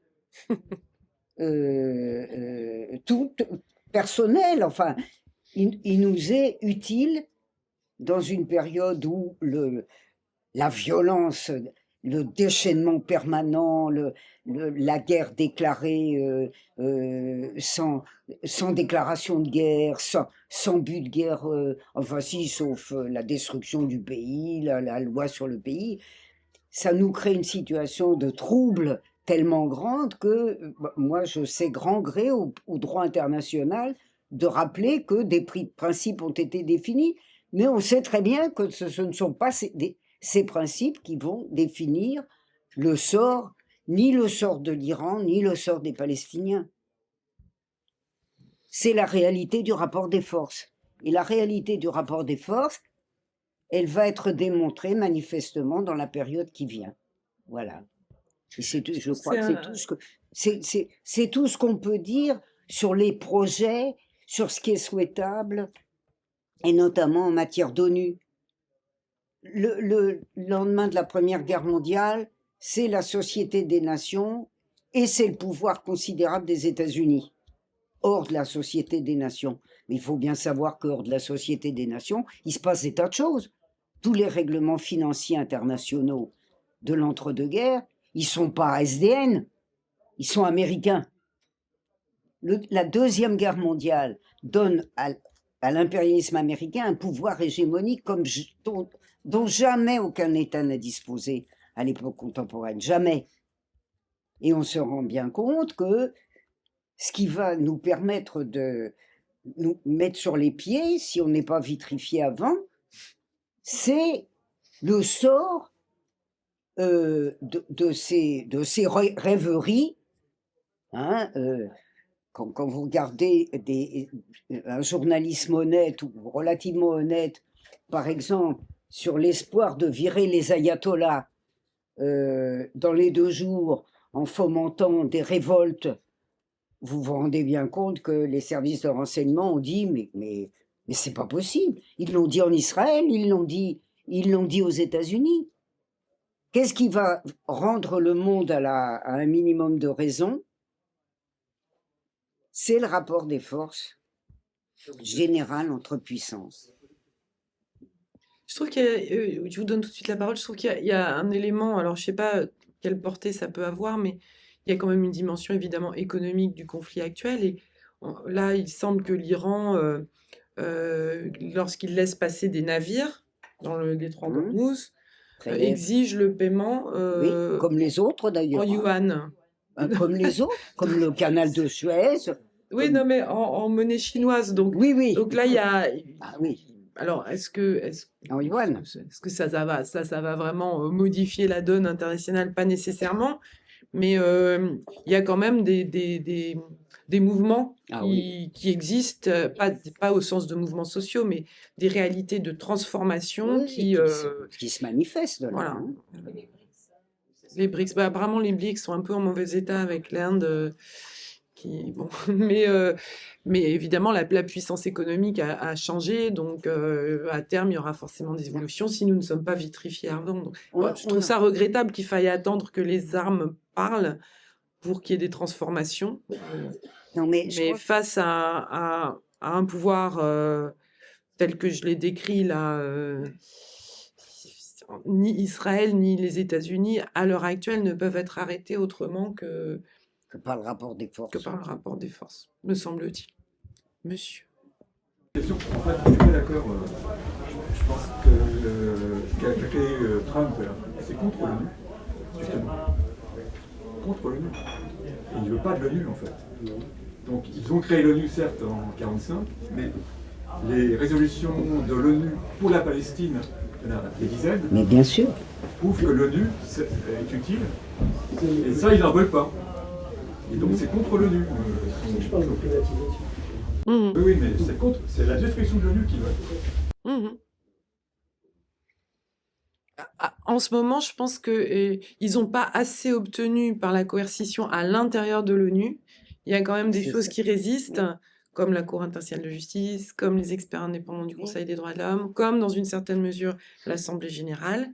Donc c'est pour ça qu'on passe à une phase ultérieure avec ce Conseil de la paix. Ça montre bien qu'en effet, ils n'obtiennent pas exactement tout ce qu'ils souhaiteraient de l'ONU, même s'ils exercent à l'intérieur de l'ONU une forme de coercition importante. Je pense qu'en effet, c'est ce dont cela témoigne.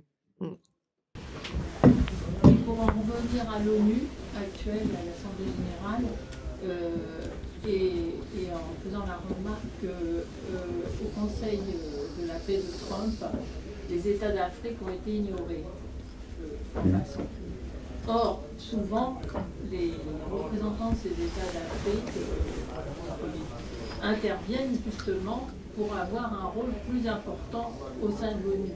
Donc s'il y a des partisans de l'ONU, si je puis dire en ce moment, de l'efficacité de l'ONU, c'est souvent dans les discours, les représentants des pays africains, qui eux ne diraient pas l'Assemblée générale de l'ONU ne sert à rien, etc. Ils veulent au contraire, dans leur discours, un rôle plus important de ces pays. Et est-ce que j'ai fait le lien avec l'idée que Trump les a oubliés, mais sans doute qu'ils sont assez brillants en Assemblée générale sur l'ensemble des questions, mais aussi sur leur rôle, un rôle qui devrait leur être attribué, un rôle plus important compte tenu de la population, de leur démographie, on va dire, si ce n'est de leur rôle économique, mais en tout cas de leur démographie, qui augmente, contrairement à ce qui se passe dans les autres continents. Voilà. Donc, on peut faire ce lien et regarder les discours. J'ai entendu les discours des représentants des États de l'Ouest qui sont des pro-ONU, on va dire ça comme ça. Oui, ça pourrait être un élément aussi d'évolution à l'Assemblée générale, si certains États africains réussissent à construire des coalitions importantes. Certains tiennent un discours très fort à l'ONU. L'Afrique du Sud, comme j'ai cité, a joué un rôle important. Oui. Elle est sous pression, mais il y a vraiment des évolutions qui sont envisageables. Moi, je trouve qu'à l'heure actuelle, je vous invite à regarder ça témoigne bien de l'ambiguïté de l'ONU, je trouve, la résolution que je viens de citer, là j'ai oublié le numéro, la dernière résolution du 11 mars sur l'Iran. Parce qu'elle est à la fois terrible, mais à la fois elle montre que les États-Unis ne peuvent pas tout obtenir. Qu'est-ce qu'elle dit? C'est intéressant d'aller la lire, hein. Elle est quelque part par là. Du 11 mars, tu dis 11 mars 2026. Mm. Où est-ce que je l'ai mise? Bref, je vais essayer de vous la résumer parce que je ne la retrouve pas là dans mes papiers. En effet, elle condamne les attaques de l'Iran contre, Les pays du Golfe. contre les installations civiles dans les pays du Golfe. Mais pas contre les bases. Ben non. Elle condamne pas l'agression américaine. Bah, évidemment, les États-Unis sont membres permanents. Tout le monde sait que l'agression américaine ne pourra pas être condamnée. Elle donne raison aux États européens en condamnant les attaques de l'Iran sur les États du Golfe, mais sur les infrastructures civiles. Elle ne condamne pas les attaques de l'Iran sur les bases militaires, ni sur Israël, en légitime défense. Enfin, là, on ne dit pas c'est de l'agression. Hein. Donc, elle est très ambiguë et je trouve qu'elle est vraiment le signe de ce que les États-Unis arrivent à obtenir et leurs alliés arrivent à obtenir et de ce qu'ils n'arrivent pas à obtenir. Donc, je trouve qu'elle est vraiment le signe de ce moment de... Basculement. Pas forcément de basculement, mais De craquement. de craquement, en fait. Parce que c'est vrai qu'elle nous a choqués, nous, internationalistes, parce que l'agression, elle est condamnée par les rapporteurs spéciaux de l'ONU, les experts indépendants, pas par le Conseil de sécurité. Mais je veux dire, qui peut en être surpris? Tout le monde sait comment le Conseil de sécurité est composé, donc on sait qu'il n'y aura pas de condamnation de l'agression. Ce qui donc nous a choqués, c'est que le Conseil de sécurité condamne la réaction iranienne. Mais si on regarde dans le détail, elle ne condamne pas l'attaque de l'Iran contre les bases militaires américaines dans les États du Golfe, ni contre Israël. Donc vous voyez, on est dans un espèce d'incertitude. Le sentiment qu'on teste la puissance américaine. On ne peut pas dire que beaucoup d'États aiment les États-Unis. Simplement, beaucoup d'États craignent entre les États-Unis. Ah oui. Et on teste aujourd'hui la puissance des États-Unis. Et on attend qu'ils faiblissent. Enfin, c'est mon souhait, mais je pense que c'est objectif. Et si demain les États-Unis donnent un signe de faiblesse, vous verrez que la dynamique, elle va exploser. Et je suis d'accord pour dire que ce qui se passe en Iran va être un test incroyable. Ah oui. Pour montrer un peu ce qu'est la réalité du monde d'aujourd'hui. On ne peut pas tout régler, mais ça va mettre les pendules à l'heure. Qui est qui et qui pèse quoi. Et je ne pense pas que les gens soient en adoration devant les États-Unis. Ah non, pas du tout, pas du tout. Je crois qu'on... Au contraire, les gens ont ouvert les yeux, je pense. Tu crois pas que les gens ont Oui. ouvert les yeux quand même sur la puissance américaine? C'est-à-dire que, je sais pas, moi je vois un des critères par le jugement des lecteurs du Monde, qui évidemment quand il s'agit de l'Ukraine semble sorti de la planète Mars, mais qui sur le Moyen-Orient tout de même montre une lucidité que je trouve surprenante. Hein. Par exemple, vous voyez, c'est quand même extraordinaire qu'on soit arrivé à un point où on peut déclarer neutre un pays qui a des bases sur son territoire, bases qui, on le sait, sont des bases d'attaque militaire contre d'autres pays. Quand vous avez des bases étrangères sur votre pays, vous n'êtes pas un pays neutre. Vous êtes un pays qui a choisi une alliance militaire. Ce qui, évidemment, permet de comprendre l'ambiguïté de la condamnation de l'ONU des pratiques de l'Iran. Bah oui, des institutions civiles, mais dans des pays dont toutes les bases servent de base d'attaque contre l'Iran. De même que nous mesurons aujourd'hui les bases en Europe, mais c'est vrai depuis qu'elles existent. C'est-à-dire, c'est vrai depuis la Deuxième Guerre mondiale et depuis l'après-Deuxième Guerre mondiale, permettent aux États-Unis d'attaquer qui ils veulent, quand ils le peuvent. Bon. Alors, d'abord, je crois qu'il faut se féliciter du succès de cette initiative d'aujourd'hui et des questions multiples qu'elle a suscitées. Et je vous propose, parce qu'on a de la veine, on a des accueillants qui ne disent rien, mais sauf si vous voyez des questions essentielles, il faut peut-être qu'on se tienne à l'horaire qui nous est normalement fixé, puisque nous eussions dû quitter les lieux à 16h30.